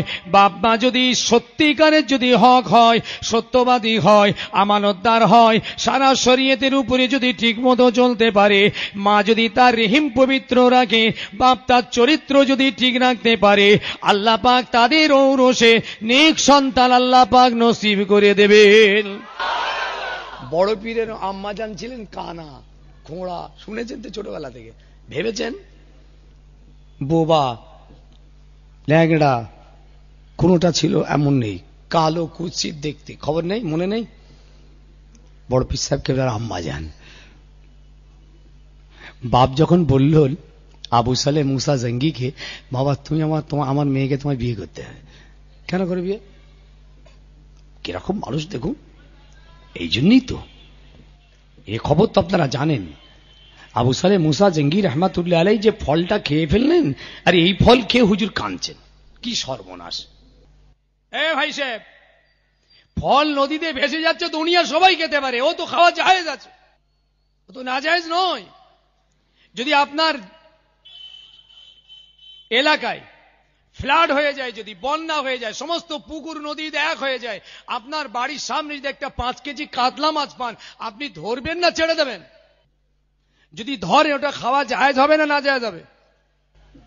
আপনার বাড়ির সামনে সারা এলাকা বন্যা, নৌকো বইছে, একটা মাছ আপনার বাড়ির সামনে চলে এসে, কি করবেন বলুন তো? খাবেন না ছেড়ে দেবেন না ধরবেন? ফতোয়ায় ওটা জায়েজ আছে খাওয়া, ফতোয়াতে আটকাবে না। কেন জানেন? প্রত্যেকটা মাছের মালিক তাদের মালিকানা ছেড়ে দিয়ে, যখন পুকুর ফ্লাড হয়ে গেছে, ওভার হয়ে গেছে, এলাকা ডুবে গেছে, তখন কোনো মালিক তার দাবি আর রাখে না, দাবি ছেড়ে দেয়। যার জন্য যদি কেউ খায় ধরে, এটা জায়েজ, কিন্তু তাকওয়াই চলবে না। তাকওয়াপ্রস্ত মানুষ খেতে পারে না। তো বড় পীর সাহেব কেবলার আব্বাজান এমন তাকওয়াপ্রস্ত মানুষ ছিলেন যে ফলটা খেয়েছে তো কাঁদছে, আমার সর্বনাশ হয়ে গেল। ওই মাপ করবার জন্য সেই বাগানে যে হাজির হয়েছেন, বাগানের মালিক বললে 12 বছর পানি তোলো, তাই 12 বছর পানি তুলছেন। 12 বছর, একদিন দুদিন? এমনি আল্লাহর ওলি হবে? পরের গাছের আম দেখলি ঢিলা মারে, শুকনো নারকল দেখলে আর রক্ষে নেই জি।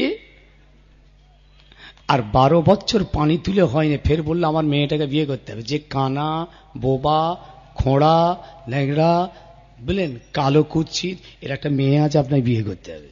বাপরে বাপ, খালি আল্লাহর কাছে মাপ চেয়ে নিবার জন্য ফলটা খেয়েছে, এই ফল খেয়েছে, এটাকে মাপ করবার জন্য তিনি বিয়েতে রাজি হলেন।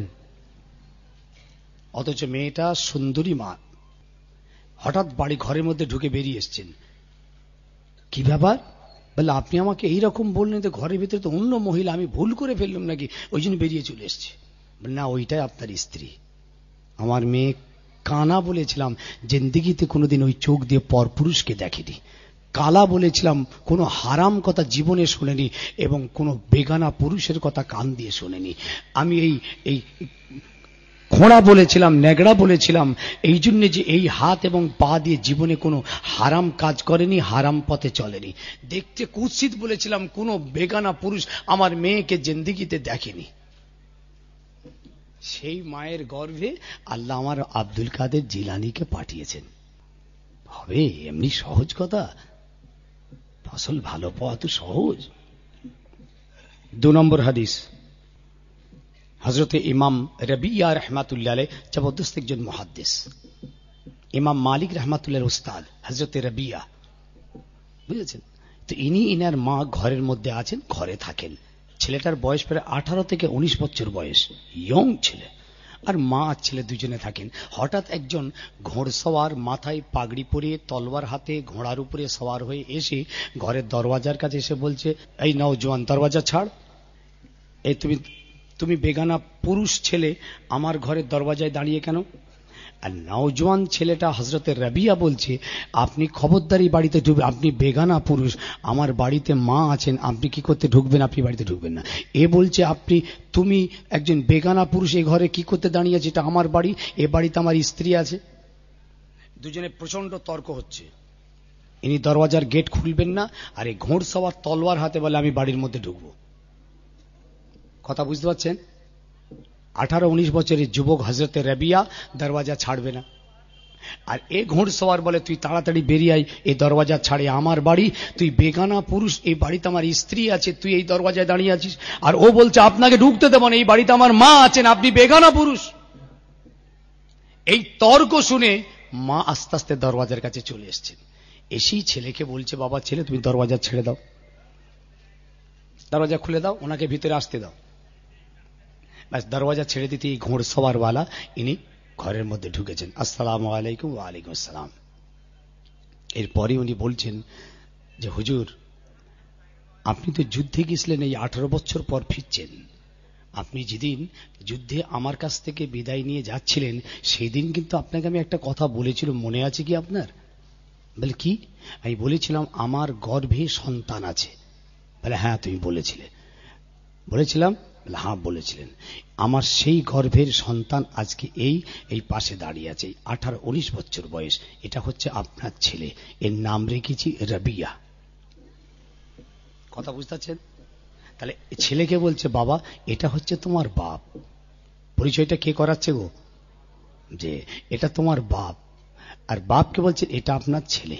একটা মিল মোহাব্বত পরিচয় করে দিলেন, দিয়ে যে যার রাত্রে বিছানায় ভোরবেলা ফজরের নামাজ পড়ার জন্য মাও উঠেছেন, বাপও উঠেছেন, ছেলেও উঠেছেন, ফজরের নামাজ পড়তে যাবে। আর আমাদের মায়েরা বলছে শুয়ে পড়, উঠে পড়ছিস কেন? রাত 2টোর সময় টিভি দেখে শুয়েছিস? যাত্রা দেখতে গেছিলি, জান খারাপ করবে, শো। ওই ছেলে বড় হয়ে মারবে না তো কদমবসি করবে।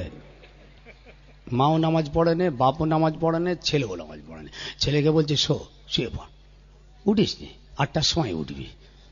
ড্রাইভার যদি যোগ্য হয় তাহলে স্টিয়ারিং তার হাতে থাকবে এবং গাড়ি বাঁচবে, প্যাসেঞ্জার বাঁচবে অ্যাক্সিডেন্ট থেকে। আর গাড়ি যদি ড্রাইভার অযোগ্য হয় তো যে কোনো মুহূর্তে অ্যাক্সিডেন্ট হবে। বাগানের মালি যদি যোগ্য হয় তাহলে বাগানের পরিচর্যা ঠিক হবে, বাগান বাঁচবে, গাছপালা বাঁচবে। আর মালি যদি অযোগ্য হয় তাহলে বাগানের পরিচর্যা ঠিক হবে না, গোটা বাগান শেষ হয়ে যাবে। আপনি বাড়ির গার্জেন, স্টিয়ারিং আপনার হাতে, আপনি যোগ্য হন, হাতে আপনি আগে স্টিয়ারিং ধরুন। আপনি বাঁচলে আপনি নিজে নামাজি হলে ছেলেরাও হবে। আপনি অযোগ্য হন, গোটা ফ্যামিলি শেষ হয়ে যাবে। কথা ভুল বলছি না ঠিক বলছি? ব্যাস ফজরের নামাজ পড়ে রাবিয়ার বাপ বাড়িতে এসে স্ত্রীকে বলছে আমি যে 18 বছর যুদ্ধে গেছিলাম, তোমার কাছে প্রচুর এত দিরহাম পাঠিয়েছি, এত টাকা, সেই টাকার হিসাবটা দাও। 18 বছর ধরে টাকা পাঠিয়েছি, সেই টাকা তুমি কি করেছো হিসাব দাও। এ তো নিতেই পারে, স্বামী স্ত্রীর কাছে নেবে, বুঝতে পেরেছে? উনি হিসাব চাইছে, হিসাব দাও। তো তখন রাবিয়ার মা বললেন হুজুর আপনাকে আমি হিসাব পরে দিচ্ছি, আপনি একটু হেরেম শরীফের চত্বরটা দেখে আসুন।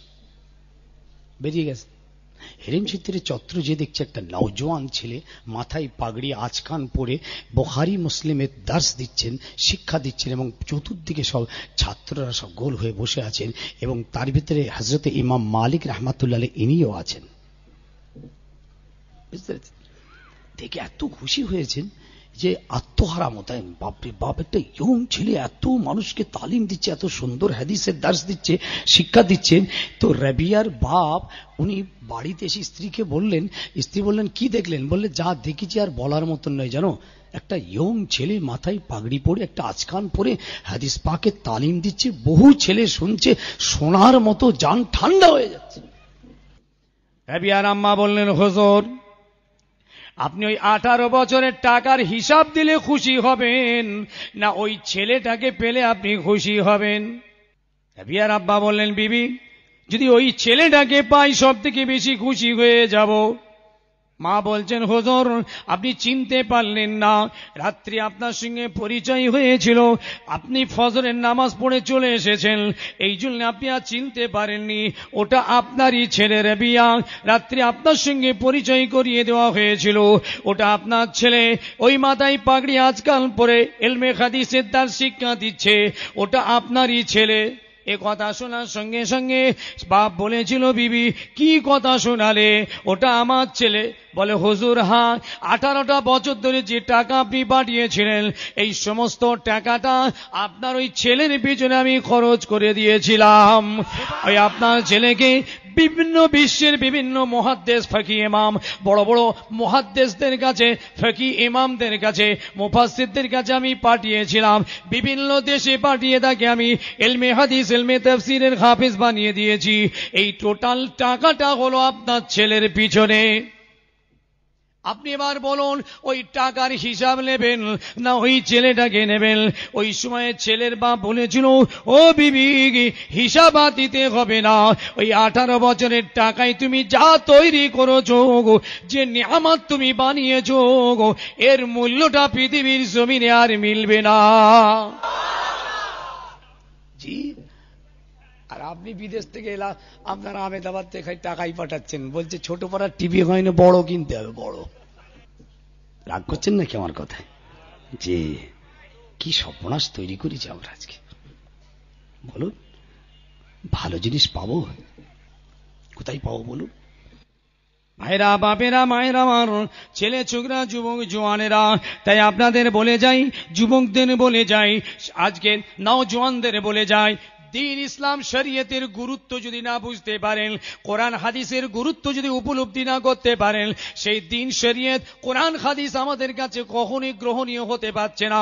এই জন্য বলে যাই যে কোরআন হাদিস আমাদের ঘরে রয়েছে, দ্বীন ইসলাম আমাদের ঘরে রয়েছে, কিন্তু কোনো গুরুত্ব আমরা উপলব্ধি করতে পারছি না। এই গুরুত্ব না বুঝলে পরে দ্বীন ইসলামের আমল আমাদের দ্বারাই হবে না। এই জন্য ওয়াজ নসিহত আমরা শুনে যাচ্ছি, কিন্তু কোনো গুরুত্ব উপলব্ধি করতে পারছি না। এই জন্য কোনো আমলি জিন্দেগি আমরা তৈরি করতে পারছি না। সুন্দরবন এলাকা থেকে একটা টেলিফোন করেছে আমাকে, হুজুর আমার ঘরের কোরআন শরীফটা ওই পোকায় খেয়ে নিয়েছে, কি করব হুজুর? বোঝেন তো, ওই পোকা বোঝেন না? আমি বললাম, বাবু তাহলে তোমার ঘরের কোরআন শরীফটাতে ওই পোকা খেলো? হ্যাঁ, এত কিছু আছে, কোনোটাতে লাগলো নি, কোরআন শরীফই লেগে গেল। তোমার ঘরে কাপড় চোপড় আছে, টাকা পয়সা আছে, সোনা দানা আছে, কাগজপত্র আছে, বড় টিভি আছে, তাতে লাগে না, ওইটাতেই লেগে গেল। হ্যাঁ ঠিক না? কই তাতে লাগে না তো কোরআন শরীফ লেগে গেল। তার মানে এটা থেকে এই কথা বলা যাবে যে আল্লাহর কোরআনটা তার কাছে কোনো গুরুত্ব পায়নি, যার জন্য কোরআন তার ঘরে কোনো যত্ন পায়নি, যার জন্য কোরআনের ঘরে ওই পোকা লাগলো। কথা ভুল বললাম না ঠিক বললাম? জি। বাকিগুলো তার কাছে খুব গুরুত্ব পেয়েছিল, এই গুরুত্ব পাওয়ার জন্য যত্ন পেয়েছিল, যত্ন পাওয়ার জন্য নষ্ট হয়নি। আল্লাহর কোরআন তার কাছে গুরুত্ব পায়নি। আরে ওই রকম কোরআন যে ঘরে রেখেছো সাহেব, এ তো বিশ্বের মানুষের ঘরে এরকম কোরআন আছে, আমেরিকার ঘরে, খ্রিস্টানদের ঘরে, ইহুদিদের ঘরে, নাসারাদের ঘরে, বাংলার আপনি তাম বিশ্বের ঘরে ঘরে কোরআন রয়েছে, মুসলমানের ঘরে কোরআন রয়েছে। আরে থাকলে কি হবে, মুসলমানের ঘরে আজ কোরআনের ঘরে গান আছে, বাজনা আছে, জুয়া আছে, মদ আছে, তাড়ি আছে, গেঁজা আছে, আস্তাগফিরুল্লাহ, এমন কিছু হারাম নেই যে আজকে মুসলমানের ঘরে নেই। আমরা দাবি করি মুসলমানের, দাবি করি কলমাওয়ালার, দাবি করি ইমানদারের, দাবি করি রসুলের উম্মতের। চাল চলন আমেরিকার মতন, চাল চলন ইহুদিদের মতন, চাল চলন খ্রিস্টানদের মতন, চাল চলন বেদিনদের মতন। এটা লজ্জা আমাদের, কলঙ্ক। ইসলামের মুখে চুনকালি দিই আর বলি কিনা আমরা রাসূলুল্লাহর উম্মত। ভাবনা চিন্তা করুন, আত্মসমীক্ষা করুন, নিজেকে ভাবান। ভাবলে খোদা পাওয়া যাবে। যেমন ভাবলে চাষে লাভ হয়, ব্যবসায় লাভ হয়। যদি কোনো ভাই যদি না ভাবনা চিন্তা করে ব্যবসা করে, ব্যবসায় লাল বাতি জ্বলবে। হ্যাঁ জ্বলবে না? জ্বলবে না? এই কথা বলেন না কেন? ভাবনা চিন্তা করে আমরা ব্যবসা করি না, এলোপাতাড়ি করি? কথা বলেন। ভাবনা চিন্তা করি তবে লাভ হয়। ঠিক সেই রকম আখিরাতের জন্য ভাবনা চিন্তা করুন, আল্লাহ পাওয়ার জন্য ভাবুন। এই ভাবলেই তবে খোদা পাওয়া যায়। ওয়াজ শুনলে হেদায়েত হওয়া যায় না সাহেব, ওয়াজ শুনলে মানুষ হওয়া যায় না, ওয়াজ শুনলে খোদা রসুল পাওয়া যায় না। যদি ওয়াজ শুনলেই খোদা রসুল পাওয়া যেত, তাহলে নূহ আলাইহিস সালাম যে ওয়াজ নিজের ছেলে কেনানকে করেছিল, বিশ্বে এই ওয়াজ আর হবে না। কেনান ওয়াজ দুটো কান দিয়ে শুনেছিল, হেদায়েত নসিব হয়নি। একজন উলুল আজম নবী নূহ আলাইহিস সালাম তার ছেলেকে আদর করে ডেকে বলেছিল, ইয়া বুনাইয়া আরকাব মা'না ওয়ালা তাকুন মা'আল কাফিরিন। রাসূল পাক সাল্লাল্লাহু আলাইহি সাল্লাম নিজের চাচাদেরকে আদর করে যত্ন করে বারবার বলেছিল চাচা আবু তালেবকে, আবু জেহেল, আবু লাহাবকে ঈমান আনার জন্য, হেদায়েত হওয়ার জন্য। রাসূলুল্লাহর মুবারক জুবানের কথা তারা হাজারবার শুনেছিল, কিন্তু হেদায়েত নসিব হয়নি। ইব্রাহিম আলাইহিস সালাম একজন উলুল আজম নবী হয়ে তার বাপ আজরকে বারবার বলেছিল হেদায়েতের কথা, বাপ শুনেছিল, হেদায়েত হয়নি। মূসা নবী ফিরাউনকে বারবার হেদায়েতের কথা বলেছিল, হেদায়েত হয়নি। ওয়াজ শুনলে হেদায়েত হয় না, হেদায়েতের কথা শোনা হয়। এসব মজলিসে হেদায়েতের কথা হয়, হেদায়েতের কথা শোনা হয়, শোনার পরে বাস্তব জীবনে তাকে রূপ দিতে হয়, তবে হেদায়েত। ওয়াজ শুনলে হেদায়েত নয়। ভাবনা চিন্তা করুন, ইসলামের গুরুত্বকে বুঝুন। যখনই বুঝতে পারবেন তখনই আপনি শরীয়তওয়ালা হয়ে যাবেন। জি, হারাম ছাড়ুন, হাতে ধরে বলে যাচ্ছে। হালাল যা করছেন করুন, কম হলেও হোক, কিন্তু হারামটাকে টোটাল বন্ধ করতে হবে। মুসলমান সমাজকে বলছি, আমার যুবকদের বলছি, আমার রসুলওয়ালা ছেলেদের বলছি, আমার শরীয়তের দামাল আকাশের নক্ষত্র, এরা শরীয়তের আকাশের নক্ষত্র, তাদের হাতে ধরে বলছি হারামটাকে টোটাল বন্ধ করুন। হালাল যদি কম হয় তাও হোক, কিন্তু হারাম টোটাল বন্ধ করুন। বাংলার বহু ছেলে বহু টাউনে আছে, বিভিন্ন জায়গায় তো যায়, এমন কিছু বাংলার নওজোয়ান যুবক আছে যারা এত খারাপ কাজে লিপ্ত হয়েছে, লজ্জায় আমাদের মাথাটা হ্যাট হয়ে যাচ্ছে, ভাষা নেই বলার। কেন? হ্যাঁ, আল্লাহ পাক বিদেশে এসেছে, বহু কষ্ট করে উপায় করতে হয়, বাপ মায়ের মুখের দিকে তাকিয়ে ছেলে পুলে বিয়ে বাল বাচ্চাদের মুখের জন্য হাত দিতে হয়, আর এত নোংরামো, এত খারাপি, এত ওয়াহিয়াতিতে আজকে। হ্যাঁ ভাইরা, বাপেরা, মায়েরা আমার, রাসূল পাককে মারবার জন্য একজন কাফের কসম খেলো, নাম হলো শাইবা বিন ওসমান। হাদিসটা বুখারীর মধ্যে পাবেন। শাইবা বিন ওসমান কসম খেলো আমার নবীকে মারবে, না মেরে পানি পান করবে না। এই বলে তলোয়ারটা ধার দিল, আল্লাহ নবীকে না মেরে পৃথিবীর সমস্ত মানুষ যদি ঈমান আনে সে ঈমান আনবে না। এই বলে তলোয়ার ধার দিয়ে খাপের মধ্যে লুকিয়ে নিয়ে আমার রসুলকে মারার জন্য খুঁজতে লাগলো। খুঁজছে রসুলকে মারবে, খুঁজে খুঁজে এক জিহাদের ময়দানে রসুলকে পেয়েছেন। আল্লাহ নবী আছেন, সাহাবারাও সব রয়েছেন, ওর টার্গেট কিন্তু আমার নবীকে মারার। যুদ্ধের দিকে দেই, ও খালি রসুল্লাহর সন্ধানে আছে, কখন ফাঁকা পাবে মারবে, কিন্তু পজিশন পাচ্ছে না। ডান দিক, বাম দিক, সামনে, পিছন, কোন দিক দিয়ে আমার রসুলকে মারবার কোনো পজিশন পাচ্ছে না। কিতাবে লিখছে এরই ফাঁকে একটুখানি নবী হালকা হালকা ফাঁকা ফাঁকা হয়েছে, ওই মুহূর্তে খাপ থেকে তলোয়ারটা টেনে বার করে রসুলকে মারার জন্য তুলেছে।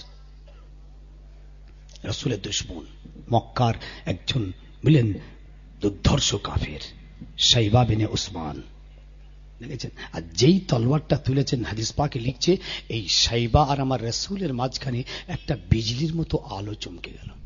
এত পাওয়ারফুল লাইট, ওই লাইটটা ওই শাইবার চোখে যে পড়লো, যেই চোখে পড়লো, ও তলোয়ারটা ফেলে দিয়ে দুটো হাত দিয়ে নিজের চোখটা চেপে ধরল। বুঝলেন, চোখ চেপে ধরেছে। যেই চোখটা চেপে ধরেছে, আল্লাহ নবী তলবারটা হাতে নিয়েছেন, দিয়ে বলছে শাইবা কি হয়েছে বাবা, তুমি আজকে মুহাম্মদুর রাসূলুল্লাহকে মারার জন্য হঠাৎ তলবার তুললে?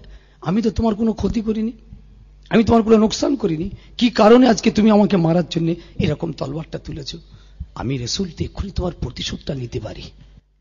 কিন্তু শাইবা শুনে রাখো, আল্লাহ পাক আমাকে মারার জন্য পাঠাননি, প্রতিশোধ নেবার জন্য পাঠাননি, বদলা নেওয়ার জন্য পাঠাননি। আল্লাহ পাক আমাকে রাহমাতাল লিল আলামিন করে পাঠিয়েছে। ও শাইবা, এই বলে রাসূল পাক হাত দুটো বাড়িয়ে দিয়ে শাইবাকে আস্তে আস্তে নিজের কাছে টেনে নিয়েছেন, নিজের বুকে জড়িয়ে ধরে আল্লাহ নবী বললেন শাইবা যাও বাবা যাও, আমি কোনো প্রতিশোধ তোমার নেব না, কোনো বদলা নেব না, আমি মুহাম্মদুর রাসূলুল্লাহ তোমাকে ক্ষমা করে দিলাম। যেই রাসূল পাক তাকে জড়িয়ে ধরে ছেড়ে দিয়েছেন, পিছন দিকে সরে এসে চোখ থেকে হাতটা নামিয়ে আমার রাসূলের দিকে তাকিয়ে তাকিয়ে দেখছে। এবার আপনারা বলুন, এতক্ষণ সে আমার রসুলকে চোখ দিয়ে যেভাবে দেখেছিল, এখন চোখ দিয়ে কি আমার নবীকে সেইভাবে দেখছে? হ্যাঁ ভাই সাহেব একই দেখা দেখছি কি তফাৎ হয়ে গেছে।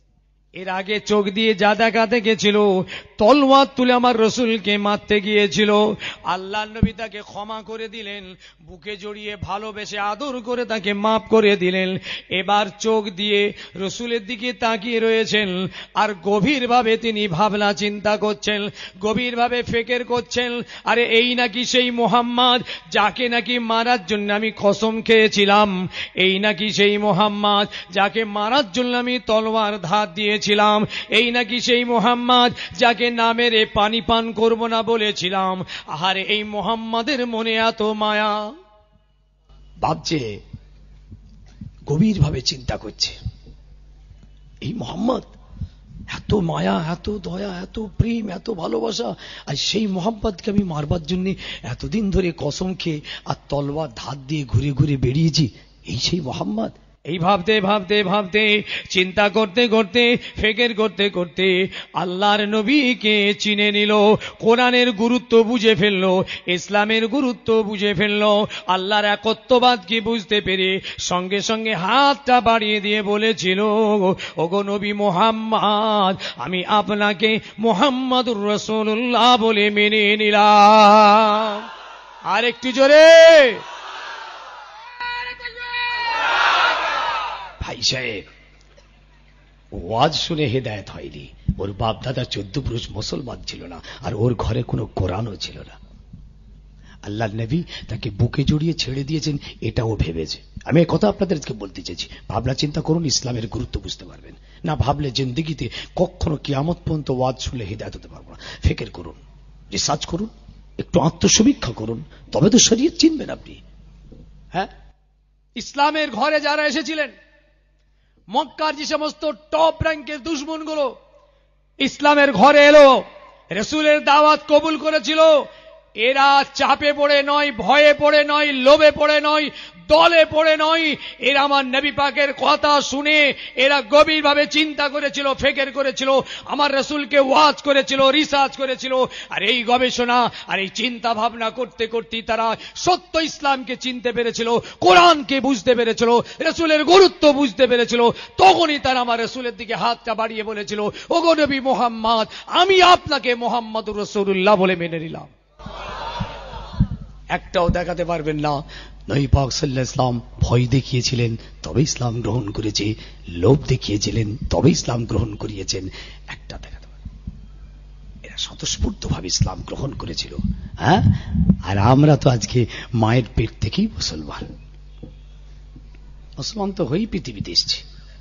হ্যাঁ, আমরা তো অটোমেটিক মুসলমান হয়েই এসেছি, ওনারা তো মুসলমান হয়ে আসেননি, এই মুসলমান হলেন।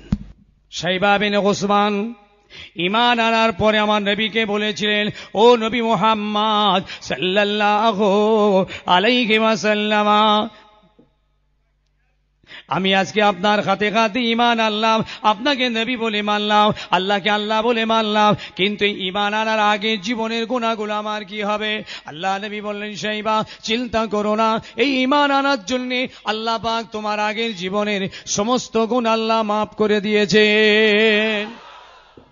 শাইবা বললেন, ইয়া রাসূলুল্লাহ, ইয়া হাবিবাল্লাহ, এখন আমার অন্তরে আপনার মোহাব্বতের আগুন এমন দাও দাও করে জ্বলছে, আমার মনে হচ্ছে আমার ওই বাপ যদি বেঁচে থাকতো এই তলোয়ার দিয়ে তাকে মেরে দুটো বানিয়ে দিতাম।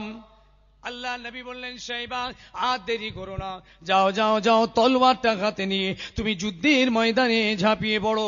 বলার সঙ্গে সঙ্গে শাইবা বিন উসমান তলোয়ারটা নিয়ে যুদ্ধের ময়দানে ঝাঁপিয়ে পড়েছিল। ভাবনা চিন্তা করেছিল না করেনি? একটু কথা বলেন। আরে এই শাইবা যে ঈমান আনলো, কিভাবে পেল ঈমান? এই ইসলাম কিভাবে পেল? কোরআন কিভাবে পেল? দিন কিভাবে পেল? ভাই সাহেব বলুন। খালি নবী পাক সাল্লাল্লাহু আলাইহি ওয়াসাল্লাম বুকে জড়িয়ে ওকে ক্ষমা করে ছেড়ে দিয়েছিলেন, এইটুকুই ওকে ভাবিয়ে দিয়েছে, এইটুকুই ওকে অনুপ্রাণিত করেছে, এইটুকুই ওকে ইসলামের পথে আগিয়ে দিয়েছে, এইটুকুই ও রসুলকে চিনে ফেলেছে, ইসলামের গুরুত্ব, তাৎপর্য, মহত্ব উপলব্ধি করতে পেরেছিল। ব্যাস তখন সব ত্যাগ করে দিয়ে বাবারা, মাহারা, ঘরহারা, ছেলেহারা, সর্বহারা হয়ে রসুলকে জড়িয়ে ধরেছিল। এই হলো হেদায়েত প্রাপ্ত মুসলমানেরা। আর এইভাবে যারা রসুলকে রসুল বলে ঈমান আনলো তাদের প্রতি এত অত্যাচারের রুলার চলেছিল, এত চাবুক চলেছিল, এত মার হয়েছিল, এত আঘাত এনেছিল, তথাপি তারা রসুলকে ছাড়েনি।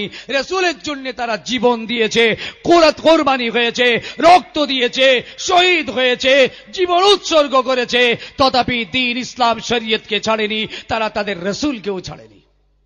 আর আজকে 60 বছর 70 বছর বয়স একটা চাচাকে বলেন, ও চাচা নামাজ পড়বে না, অনেকদিন তো হয়ে গেল, মসজিদে এসো না তওবা তিল্লা করে। এবার টেম্পারটা শুনে দেখবে, একবার চাচা টেম্পার শুনলে মাথা খারাপ হয়ে যায়। ছেলেগুলো তবু খানিকটা বললে চুপ করে মাথা হ্যাট করলে, ওই চাচার আবার গরম বেশি। 70 বছরের ছেলে, চাচা মুরব্বী, এখনো পিসাব করে পানি লাই না। খবর জানেন? সেটা তো জানেন না, শোনেন যা বলছি শোনেন। আপনারা তো অল্প জায়গায় থাকে, আমরা সারা বাংলায় করছি। 60 বছর 70 বছরের মুরব্বী এখনো পর্যন্ত, বুঝেছেন, নামাজ পড়ে না, পিসাব করে পায়, গালা গালি খিস্তা, আরে বাপরে। আবার গালে দাড়ি, মাশাল্লাহ, এক গাল দাড়ি, পাকা দাড়ি, দেখলে যেন ফেরেশতা মনে হচ্ছে। এমন সিগারেট খেচ্ছে, বিড়ির ভিতর দাড়ির মধ্যে চুপছে।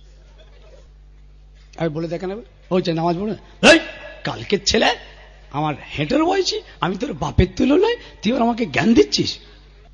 আমি আমার ছেলেদের বলছি, বাস্তবটা উপলব্ধি করুন, হকটা বানুন। গুনাহ করেছি, হ্যাঁ করেছি, অন্তত সত্যটা উপলব্ধি করুন। কথা ভুল বলছি না ঠিক বলছি? তাহলে বলুন। ভাইরা, বাপেরা, মায়ের আমার, ছেলে চোখরা, যুবক জোয়ানের আমার, ও মায়েরা, বোনেরা, তাই আপনাদের আবার জানিয়ে দিই, ও নওজনেরা শুনে নাও, চিন্তা ভাবনা করলে খোদা পাওয়া যায়, ফিকির করলে নিজেকে ভাবালে তবে খোদা পাওয়া যায়। আল্লাহ নবীর দরবারে মদিনার মসজিদে নববী শরীফে একজন ইহুদি নওজোয়ানকে এনে দড়ি দিয়ে বাঁধা হলো মদিনার পিলারে। মদিনা শরীফের মসজিদে নববীর পিলারে বাঁধা হয়েছে। বিচারক, আর বিচারক আমার রসুল। সাহাবারা খালি বলছেন, হুজুর ওকে আবার ছেড়ে দেন, খা কতক দি। হুজুর বলছেন, মারবে না খবরদার গায়ে। লোকটা অপরাধ করেছে, খুন করেছে, মার্ডার করেছে, ধরে এনেছে সাহাবার। হুজুর হচ্ছেন বিচারক, রসুল মারতে দিচ্ছে না। সাহাবারা রেগে যাচ্ছেন খুব ওর উপরে। হ্যাঁ হুজুর, একবার আপনি বলুন, ওর একবার, হুজুর খবরদার গায়ে হাত দেবেন। মারবার জন্য আমি নই, আল্লাহ আমাকে রাহমাতাল লিল আলামিন। হুজুর এবার বিচার করতে এসছেন, এসে বলছেন, ওগো ওসাসা, আমি মুহাম্মদুর রাসূলুল্লাহ বলছি, আমাকে দেখে তোমার কিরকম মনে হচ্ছে বাবা? ভাই আপনাদের শুনতে কোনো অসুবিধা হচ্ছে না তো? আমি মুহাম্মদুর রাসূলুল্লাহকে দেখে তোমার কিরকম মনে হচ্ছে? নবী পাক কত দূরদর্শী, দেখেন কিভাবে সাইকোলজিক্যাল, কিভাবে তার ব্রেনটাকে ওয়াশ করছেন। এই শোনেন, আমার নবী ওই রকম একজন অপরাধীর ব্রেন কেমন করে ধুলাই করছে দেখেন, বুঝতেছেন? ইসলামের মধ্যে কোনো জবরদস্তি নেই, কোন জবরদস্তি। আপনি জোর জুলুম করে কাউকে বলতে পারবেন না জোর করে নামাজ পড়। নামাজের কথা আপনি বলবেন। হেদায়েতের মালিক কেউ নয়, মালিক হচ্ছেন আল্লাহ। কে বলুন? যে যদি আজ আমরা হেদায়েতের মালিক হতাম তো মারপিট লেগে যেত। ধরুন একজনকে ধরে ধাক্কা মেরে মসজিদ জোর করে নিয়ে নামাজ পড়বে, নিয়ে যান, ঘাড়ে ধাক্কা দেবে, চ গোটা 50 লোক একজনকে ধরেন, 50টা লোক একজনকে ধরে, চ মসজিদ পড়াতে পারবেন? ধাক্কা মেরে দেখুন একবার, ওর দলে লোক বেড়ে যাবে। যে কটা না বাজি 50টা, তো ওর ডাকে লোক বেড়ে যাবে। যে এক্ষুনি আমি ওয়াজ করি যে দাঁড়িয়ে পিচ্চাপ করা যাবে, তা আমার মরিদ বেশি হবে। রাসূলুল্লাহর হাদিস যদি আমি বলি যে ভাই হ্যাঁ দাঁড়িয়ে পিসাব করা যায়, তো এই কথা যদি আমি বলে দিই না, এক্ষুনি আমার দলে লোক কিন্তু বাড়বে, বলে এই হুজুর পেয়েছে এতদিন, বাহ কেউ বলে না, খালি বসতে বলে, কি বিপদ, এই তো হুজুর কেমন দেখদিন দাঁড়িয়ে বলে গেল, হিসাব করতে বলে গেল, একদম আমার দলে। আবার যদি আমি বলি তোদের নামাজ পড়তেই হবে না, চলে যা, খালি মনে মনে নিয়ত করবি, মনে মনে নামাজ পড়বি। একদল ফকির বেরিয়েছে, বুঝেছেন, খালি বলে মনে মনে নামাজ, দিলে দিলে নামাজ, এক্ষুনি আমার দলে মুরিদ বেড়ে যাবে। বলে বাহ এই তো হুজুর দেখেছিস কেমন নামাজ পড়তে বলেন, আর এত হুজুর নামাজ পড়ি পড়ি মেরে ফেলার কীর্তি, বুঝেছেন? তো খুব সমস্যা, বুঝেছেন? তো আল্লাহ নবী তাকে বলছেন যে এই শোনো, আমাকে দেখে কিরকম মনে হচ্ছে তোমার, বলো। সেই সময় সেই ইহুদিটা বলেছিল, গো মুহাম্মদ, আপনাকে দেখে আমার আর কি মনে হবে? আপনি যদি আজ আমাকে কতল করে দেন, একজন খুনিকে কতল করবেন। যদি আজ আপনি আমাকে ক্ষমা করে দেন, একজন কৃতজ্ঞতা প্রকাশকারীকে আপনি ক্ষমা করবেন। ওগো মুহাম্মদ, আমার বাঁধনগুলো খুলে দিন, এর বিনিময়ে আপনি যা চাইবেন তার থেকে অনেক বেশি আপনাকে দেওয়া হবে। আল্লাহ নবী আবার জিজ্ঞাসা করলেন, ও উজাজা, আমি মুহাম্মদুর রাসূলুল্লাহকে দেখে তোমার কিরকম মনে হয়? উত্তরটা একইভাবে দেওয়া হয়েছিল। আবার নবী জিজ্ঞাসা করলেন, উত্তরটা একইভাবে দিয়ে বলা হয়েছিল, মুহাম্মদ, আমার বাঁধনগুলো আপনি খুলে দিন, আমার ছেলে পুলে বিবি বাল বাচ্চা বাপ মা রয়েছে, তাদের মুখে আহার তুলে দেওয়ার কেউ নেই, আপনি আমাকে ছেড়ে দিন, আপনি যা চাইবেন তার থেকে বেশি দেওয়া হবে। বাপ মারা মা মরা নবী, এতিম এসিরি নবী, দয়ার নবী, রাহমাতাল লিল আলামিন নবী, ভালোবাসার হাত বাড়িয়ে, দয়ার হাত বাড়িয়ে, মায়ার হাত বাড়িয়ে, ইনসাফের হাত বাড়িয়ে ওই মদিনার মসজিদে নববীর পিলার থেকে দড়ির বাঁধনটা খুলে দিয়ে বলেছিল, যা আমি মুহাম্মদুর রাসূলুল্লাহ তোকে আজাদ করে দিলাম। বিচার হয়ে গেল। আমাদের বিচার হককে না হক করে দেবে, না হককে হক করে দেবে, সত্যকে মিথ্যে করে দেবে, মিথ্যে। ভুল বলছি না ঠিক বলছি? সব বোনাসে বিচার, কবরে আয় ফেরেশতা ফাটাবে একদম। বিচার হক কথা বলেছি, বিচার করতে পারো তো বিচারের চেয়াটাই এসো নাই কেটে বড়। কি সব বোনাস! হ্যাঁ, একটা ডাহা মিথ্যাকে সত্য করে দিলে আর সত্যকে মিথ্যা বানাচ্ছে, বুঝেছেন? যে পাপী তাকে সত্যবাদী বানিয়ে দিলে, আর সত্যবাদী যে তাকে পাপী বানিয়ে দিয়ে ওকে শাস্তি দিয়ে দিলে। এরকম বিচার আছে না নেই? রাসূল পাক সাল্লাল্লাহু আলাইহি সাল্লাম বললেন, যা চলে যা। বাপরে বাপ, যেই চলে যা বলেছেন দড়ি খুলে দিয়েছেন, ছেলেটা নেবে আস্তে আস্তে চলে যাচ্ছে। শোনেন, এই যেতে যেতে কিছুটা দূরে গেছে, কিছুটা দূরে যে একটা খেজুরের বাগান, আর সেখানে একটা ছোট্ট পানির একটা পুকুর টাইপের, সেইখানে গোসল করেছে। গোসল করে আবার সোজা ঘুরে মদিনার মসজিদে এসে দাঁড়িয়ে গেছে। মদিনার মসজিদে কেন বলেন দিন এবার? এই যে চলে যাচ্ছিল না, এই যাওয়ার সময় ও খোদাই দেওয়া ব্রেনে ফেলে মেশিন, এই ব্রেনে পিসাই করে করে ও ভাবছিল, ও এই মোহাম্মদ, কি মোহাম্মদ রে, তার সঙ্গীগুলোকে আমাকে মারার জন্য অস্থির, মোহাম্মদ মারতে দিল না। দেখ, আবার নিজে হাতে আমায় ছেড়ে দিল, আমাকে ঈমান আনতে বলল না, আমাকে কোনো জরিমানা করলো না, পানিশমেন্ট করলো না, আমাকে মারলেও না। এই কিরকম মোহাম্মদ, কিরকম দিন, কিরকম ইসলাম, কি কোরআন, এই ভাবতে ভাবতে ও যাচ্ছিল। ব্যাস, ওইখানে ওর পরিবর্তনের একটা নূর চমকেছে। ও সত্য দিন, সত্য ইসলাম, সত্য কোরআন ও চিনে ফেললো। আস্তে আস্তে মদিনার মসজিদে দাঁড়িয়ে গেছে। আল্লাহ নবী বললেন, কি খবর, তুমি আবার হঠাৎ ঘুরে? আমি তোমায় ছেড়ে দিচ্ছি তো, কি মনে করে এসছো? আচ্ছা বেশ, যখন তুমি ফের ঘুরিয়ে এসেছো, তাহলে এবার তুমি বলো দিন দেখি আমাকে দেখে কিরম মনে হচ্ছে তোমার? আল্লাহু আকবার! রাসূল কত সাইকোলজি, কত বাস্তবমুখী। এবার বলো আমাকে দেখে কিরম মনে হচ্ছে। ওই সময় তিনটি উত্তর দিয়েছিলেন। ইয়া রাসূলুল্লাহ, মুহাম্মদ বলেন, ইয়া রাসূলুল্লাহ, ইয়া হাবিবাল্লাহ, আপনাকে দেখে আমার আর কি মনে হবে?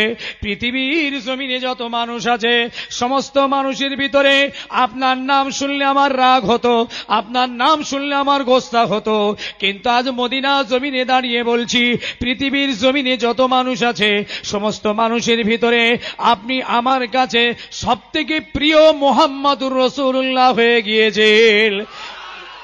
ইয়া রাসূলুল্লাহ, আপনার মনে এত মায়া, আপনার মনে এত দয়া, আপনার মনে এত ভালোবাসা আমার জানা ছিল না, তাই আমি আপনাকে মুহাম্মদুর রাসূলুল্লাহ বলে মেনে নিলাম।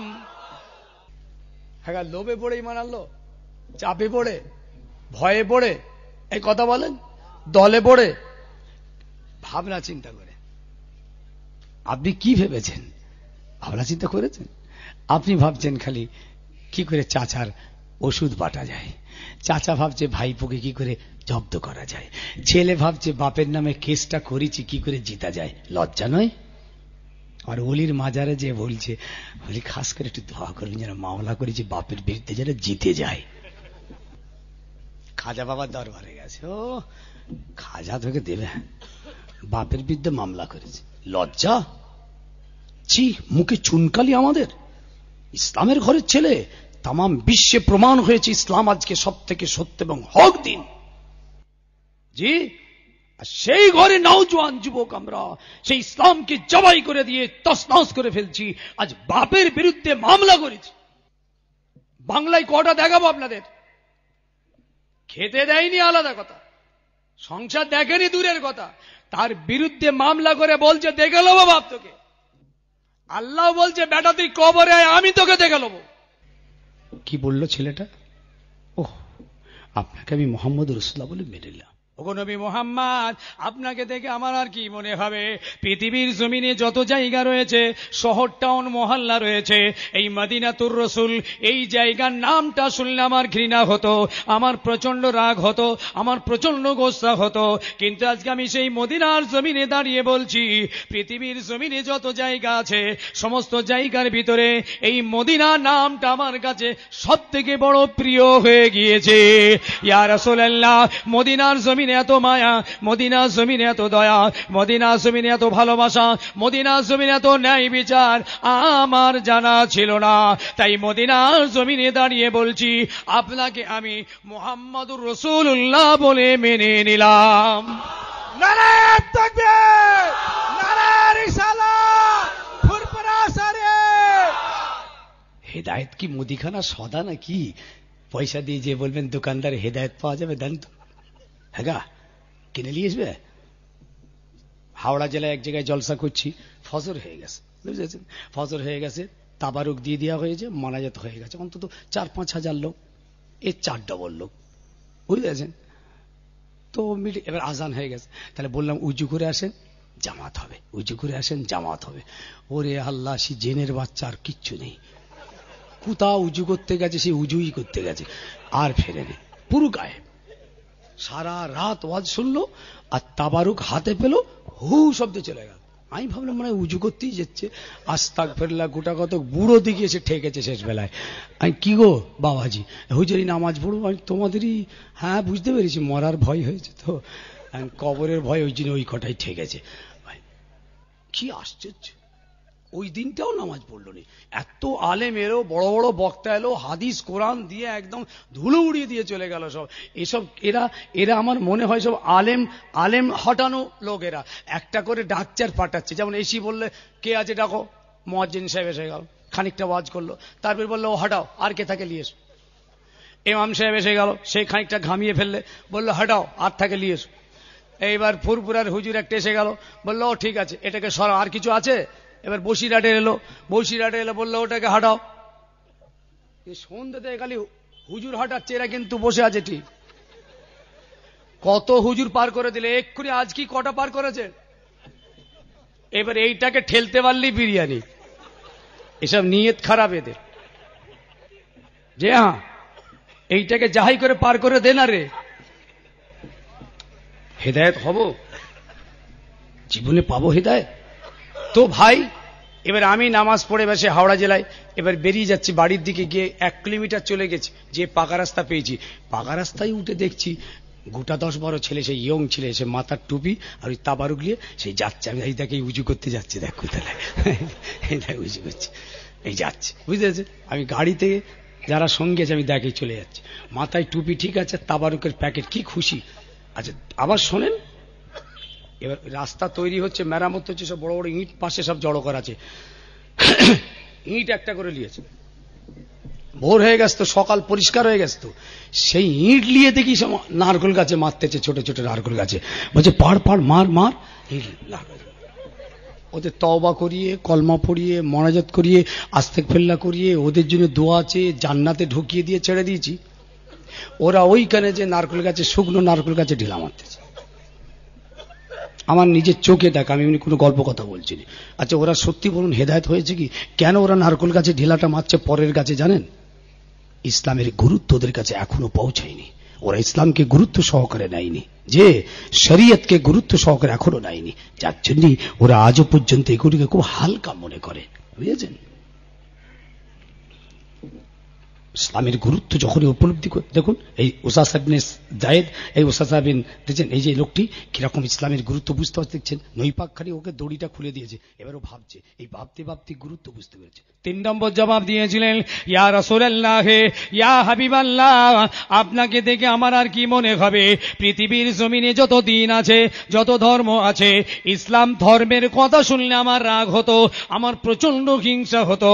কিন্তু আজ মদিনার জমিনে দাঁড়িয়ে বলছি, পৃথিবীর জমিনে যত দিন ধর্ম রয়েছে সমস্ত ধর্মের ভিতরে এই ইসলাম ধর্মই আমার কাছে বড় মুহাব্বতের ধর্ম হয়ে গিয়েছে। ইয়া রাসূলুল্লাহ, ইসলাম ধর্মের ভিতরে এত যে মায়া আছে, এত যে দয়া আছে, এত যে ভালোবাসা আছে, এত যে প্রেম আছে, ইয়া রাসূলুল্লাহ আমার জানা ছিল না। তাই আমি আজকে আপনার সামনে দাঁড়িয়ে বলছি, এই দ্বীন ইসলামকে আমি আজকে কবুল করে নিলাম। সুবহানাল্লাহ।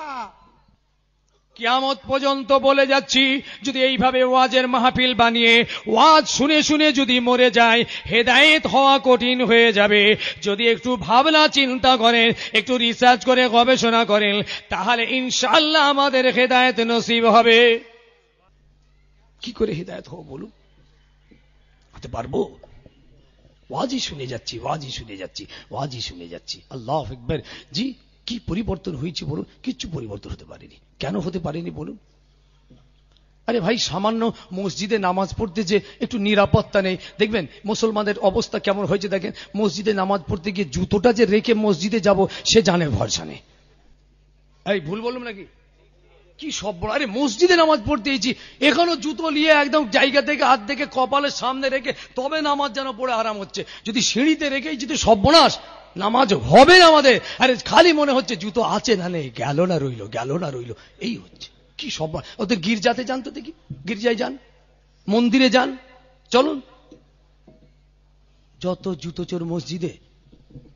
তওবা তওবা তওবা। হেদায়েত হয়েছে আমরা। আবার মসজিদ থেকে বেরিয়ে এসে জুতো আর পাওয়াই গেল নি, একটা ভালো বাটার জুতো দেখতে পেয়ে বিসমিল্লাহ বলে পায়ে দিলিয়ে চলে গেছে, পুরো গায়েব। বুঝেছেন? এইবার জাল নিয়েছে, সে বেরিয়ে এসে বলছে, সর্বনাশ, আমার জুতো কে নিলে রে, আমার জুতো কে নিলে রে। এই কালকের কিনা 350 টাকা দামের জুতো সব। ও আবার দেখে দেখে আর একটা পায়ে দিয়ে চলে গেল। হয়েছে? হেদায়েত হবে বলুন? হেদায়েত হয়েছি? আমি ভাইদের ছেলেদের এইটা বলতে চাইছি, আগে গুরুত্ব, ওই লোকটি যদি সত্যি নামাজের গুরুত্ব বুঝতো, ইসলামের গুরুত্ব যদি বুঝতো, জিন্দেগি পর্যন্ত অন্য জুতো পায়ে দিয়েছে যেত না, ওখানে দাঁড়িয়ে থাকতো, শেষ পর্যন্ত না পেলে ও খালি পায়ে বাড়ি ফিরে যাবে, তথাপি অপরের জুতো সে পরে যেতে পারবে না। এটাই হলো হেদায়েত প্রাপ্ত মানুষ। আর মনে একটা খারাপ লাগবে, দরকার নেই, যাক, আমার জুতো চুলিয়ে যখন গেছে আমি চলে যাব। এই হচ্ছে হাকি খাঁটি খাঁটি ইমানদার মুসলমান, খাঁটি ইমানদার মুসলমান। হ্যাঁ, অথচ রাসূলের মাজার মোবারকে দাঁড়িয়ে গেছেন আল্লাহর নবীর পাগল, কবিতা পড়তে লাগলেন, নিজে কবিতা বানান, কবিতা নিজে তৈরি করেন। রাসূলুল্লাহর মাজার মোবারকে দাঁড়িয়ে দাঁড়িয়ে আমার রাসূলের মোহাব্বতে কবিতা পড়েন, হযরত ওমরের শানে পড়েন, আবু বকরের শানে পড়ে। এইভাবে দীর্ঘদিন ধরে ওই মক্কার মানুষটা রাসূলুল্লাহ দরবারে দাঁড়িয়ে দাঁড়িয়ে কবিতা পড়েন। এ রাসূলের মোহাব্বতের বহিঃপ্রকাশ, এটা পয়সা দিয়ে কিনা যায় না, জোর করে নেওয়া যায় না, জোর করে কাড়া যায় না। এ খোদাই দেওয়া মোহাব্বত, এর উপরে কারো শক্তি চলে না। তাই পাগলটা রাসূলুল্লাহ দরবারে দাঁড়িয়ে দাঁড়িয়ে কবিতা পড়ছিল। এমন সময় এক ব্যক্তি এসে বলল, ভাই, আমি আপনাকে দাওয়াত করছি, আমার বাড়িতে আপনি দাওয়াত কবুল করুন। এই সাদাসিধে রাসূলুল্লাহ সাহাবা, রাসূলুল্লাহর পাগল, এ মনে করছে যে মুসলমান আমাকে দাওয়াত করছে, তাহলে একজন মুসলমানকে দাওয়াত করলে তার দাওয়াত কবুল করা সুন্নাত, এই সুন্নাতের আমল করবে বলে দাওয়াতটা নিয়ে নিয়েছেন। আর আমরা দাওয়াত কবুল করি কিন্তু সুন্নত মনে করে নয়। আমাদের অনেক রকম ধান্দা আছে, অনেক রকম চিন্তা ভাবনা আছে। একটু হিসাব করে দেখেন কেন দাওয়াত লি, ও আর বললুম নি, আর বহু রকম আছে। আর এ বেচারা রাসূলুল্লাহ সুন্নত মনে করে দাওয়াতটা নিয়ে নিয়েছেন, ব্যাস দাওয়াত কবুল। এবার তার বাড়ি যাচ্ছে, আর যিনি দাওয়াত করেছেন সে বাড়ি আগে চলে গেছে। গিয়ে বাড়িতে যে তার দুটো গোলামকে বলছে, শোন, মোহাম্মদের মাজারে দাঁড়িয়ে দাঁড়িয়ে যে লোকটি কবিতা পড়ে তাকে দাওয়াত করে এনেছি। সে এলে পরে একজনকে বলছে ভালো তার এরকম করে জাপটে ধরবি, আর একজনকে বলছে এই গালের দুটো চেওয়াল এরকম করে ফাঁক করবি। বুঝতে পারছেন? ব্যাস, এই বেচারা রাসূলের পাগল তার বাড়িতে যেই মেহমানদারি নেওয়ার জন্য পৌঁছেছেন মেজবানের বাড়িতে, এখন একজন গোলাম তাকে চাপটে ধরেছে, আর একজন এই দুটো গালের মাঝখান দিয়ে ফাঁক করেছেন। আর বাড়িওয়ালা একটা কাঁচি নিয়ে এসে জিভটাকে টেনে বার করে কাঁচি দিয়ে জিভটা কেটে দিয়েছে।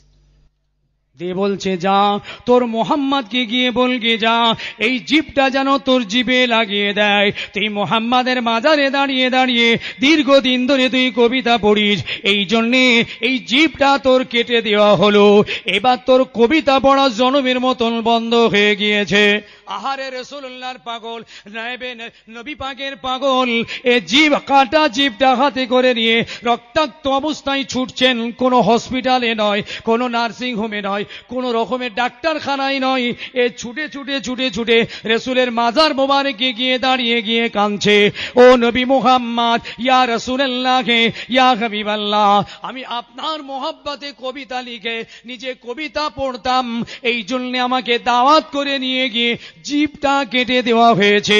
ইয়া রাসূলুল্লাহ, আমি আর আপনার কবিতা হয়তো পড়তে পারবো না হুজুর, আমি আর জীবনে কবিতা আর পড়তে পারবো না। এত রাগ আপনার উপরে যে আপনার রাগ মেটাবার জন্য আমার জিভটা কাঁচি দিয়ে কেটে দিয়েছে। এইভাবে রক্তাক্ত অবস্থায় ক্লান্ত হয়ে ঘুমিয়ে পড়েছেন রাসূলুল্লাহ রওজায়ে আকদাসে। আর যেই ঘুমিয়ে পড়েছেন সরকারে দো আলম হুজুরে পাক সাল্লাল্লাহু আলাইহি ওয়াসাল্লাম তার দিদার নসিব হয়ে গেছে। একটু জোরে বলে আল্লাহর হাবিবের সঙ্গে দিদার। হযরত আবু বকর সিদ্দিককেও তিনি দেখছেন দাঁড়িয়ে আছেন। দু হযরত একদম মনটা খুব খারাপ, মনটা মলিন দাঁড়িয়ে আছে। বুঝলেন আল্লাহ নবী আহারে আর দেরি করলেন না, বলে পাগল তুই কাঁদবি না, কোনো চিন্তা করিস না, একবার তুই গালটা হা কর। ওই সময় খবের ভিতর দিয়ে ইনি গালটা হা করেছেন। আল্লাহর নবী স্বয়ং ওই কাটা জিভটা নিয়ে ওই জিভের ভিতরে বাকি অংশের সঙ্গে লাগিয়ে দিয়েছে। সঙ্গে সঙ্গে জিভটা পূর্বের মতন আল্লাহ পাক সুস্থ বানিয়ে দিয়েছে। সুবহানাল্লাহ, নারায়ে তাকবীর, নারায়ে রিসালাত, ফুরফুরা শরীফ। ঘুমটা ভেঙে গেছে, বুঝতে পেরেছেন? যেই ঘুমটা ভেঙে গেছে দেখছে জিভ কাটা আমার হাতে আর নেই, গালের মধ্যে জিভ এবং সুস্থ, খুশি হয়ে গেছেন। মক্কায় ফিরে এসে আবার কবিতা লিখছেন। জি, এ কেউ রুখতে পারবে? এ কি পয়সা দিয়ে কিনা মোহাব্বত? এ কি বাজারে কিনতে পাওয়া যায়? এ কি জমিনে চাষ হয় নাকি ভাই সাহেব? এই গাছে ফলে নাকি? এই মোহাব্বত খোদাই দেওয়া মোহাব্বত, পৃথিবীর শক্তি দিয়ে তোর উপরে প্রেসার ক্রিয়েট করে, ওই মোহাব্বতকে কেড়ে নেওয়া যায় না। জোরে বলুন আলহামদুলিল্লাহ। কখনো কোনো শক্তি নেই। রাসূলের মহব্বত, আল্লাহর মহব্বত, কুরআনের মহব্বত যাদের অন্তরে সিনাতে পেবস্ত হয়েছে, জায়গা নিয়েছে, কোনো শক্তির মাজাল নেই সেই মহব্বতকে ছিনিয়ে নিতে পারে। তাই মক্কার মানুষেরা ঝাঁপিয়ে পড়েছিল আমার রাসূলকে টেনে হিচড়ে দূর করে দেবে, রাসূলকে ছুঁড়ে ফেলে দেবে, পৃথিবী থেকে তুলে দেবে, পারেনি। বেলালকে চেয়েছিল দূর করে দিয়ে রাসূলের মহব্বত কেড়ে নেবে, পারেনি। ওমর, আবু বকর, আলীকে চেয়েছিল রাসূলের মহব্বত থেকে তাকে কেড়ে নেবে, পারেনি। খাব্বাব, খুবাইব এদেরকে চেয়েছিল রাসূলের মহব্বত থেকে তাদের কেড়ে নেবে, কেড়ে নিতে পারেনি। এত সহজ জিনিস। আবার মদিনা শরীফে যে রাসূলুল্লাহর মাজার বকে দাঁড়িয়ে দাঁড়িয়ে আবার কবিতা পড়ছে। এবার এরই ভিতরে আবার একদিন এক ব্যক্তি এসে ফের দাওয়াত করেছে। এ বেচারা সাদা সিধে রসুলের পাগল আবার দাওয়াত কবুল করেছে। যাকে সুন্নাত, রসুলের দাওয়াত কবুল করা সুন্নাত, দাওয়াত কবুল করে নিয়েছে। গিয়ে তার বাড়িতে হাজির। যেই বাড়ির কাছে গিয়ে দেখছি তো সেই বাড়িটা, সেই আগের দিনে যে বাড়িতে এসেছিলাম জিভ কেটেছিল তো সেই বাড়ি। উনি বুঝতে পারেননি কে দাওয়াত করেছে। আবার পৌঁছে গেছে। এবার পৌঁছে যাওয়ার পর বাড়িওয়ালা কিন্তু ভেতরে নিয়ে গেছে, নিয়ে গিয়ে মেহমানদারি করেছে, দস্তরখান বিছে মেহমানদারি করার পর এইবার আর একটা ঘরে নিয়ে যাচ্ছে। আর একটা ঘরে যখন নিয়ে গেছে, গিয়ে বলছে একটা বাঁদর বসে আছে, দেখিয়ে দেখিয়ে বলছে এটাকে চিনতে পারছো? রাসূলের পাগল বলছেন, আরে ও তো বাঁদর বসে আছে, ওকে আবার চিনবার কি আছে? তো বাঁদর দেখতে পেয়েছে, আবার চিনবার ওতে কি চিনার আছে? ভাই কি চিনবো ভাই, ও তো বাঁদর। ওই সময় ছেলেটা বলেছিল, ভাই কি বলবো আপনাকে, ও রাসূলুল্লাহর পাগল, রাসূলের মহব্বতের আশেক মানুষ, তুমি যখন রাসূলের মাজার মুবারকে দাঁড়িয়ে দাঁড়িয়ে আল্লাহ নবীর মহব্বতে কবিতা পড়তে, শেরাশার পড়তে, নাত পড়তে, আবু বকরের শানে, ওমরের শানে, ওই সময় আপনাকে দাওয়াত করে নিয়ে এসে জিভটা কেটে দিয়েছিল, সেটা হলো আমার বাপ।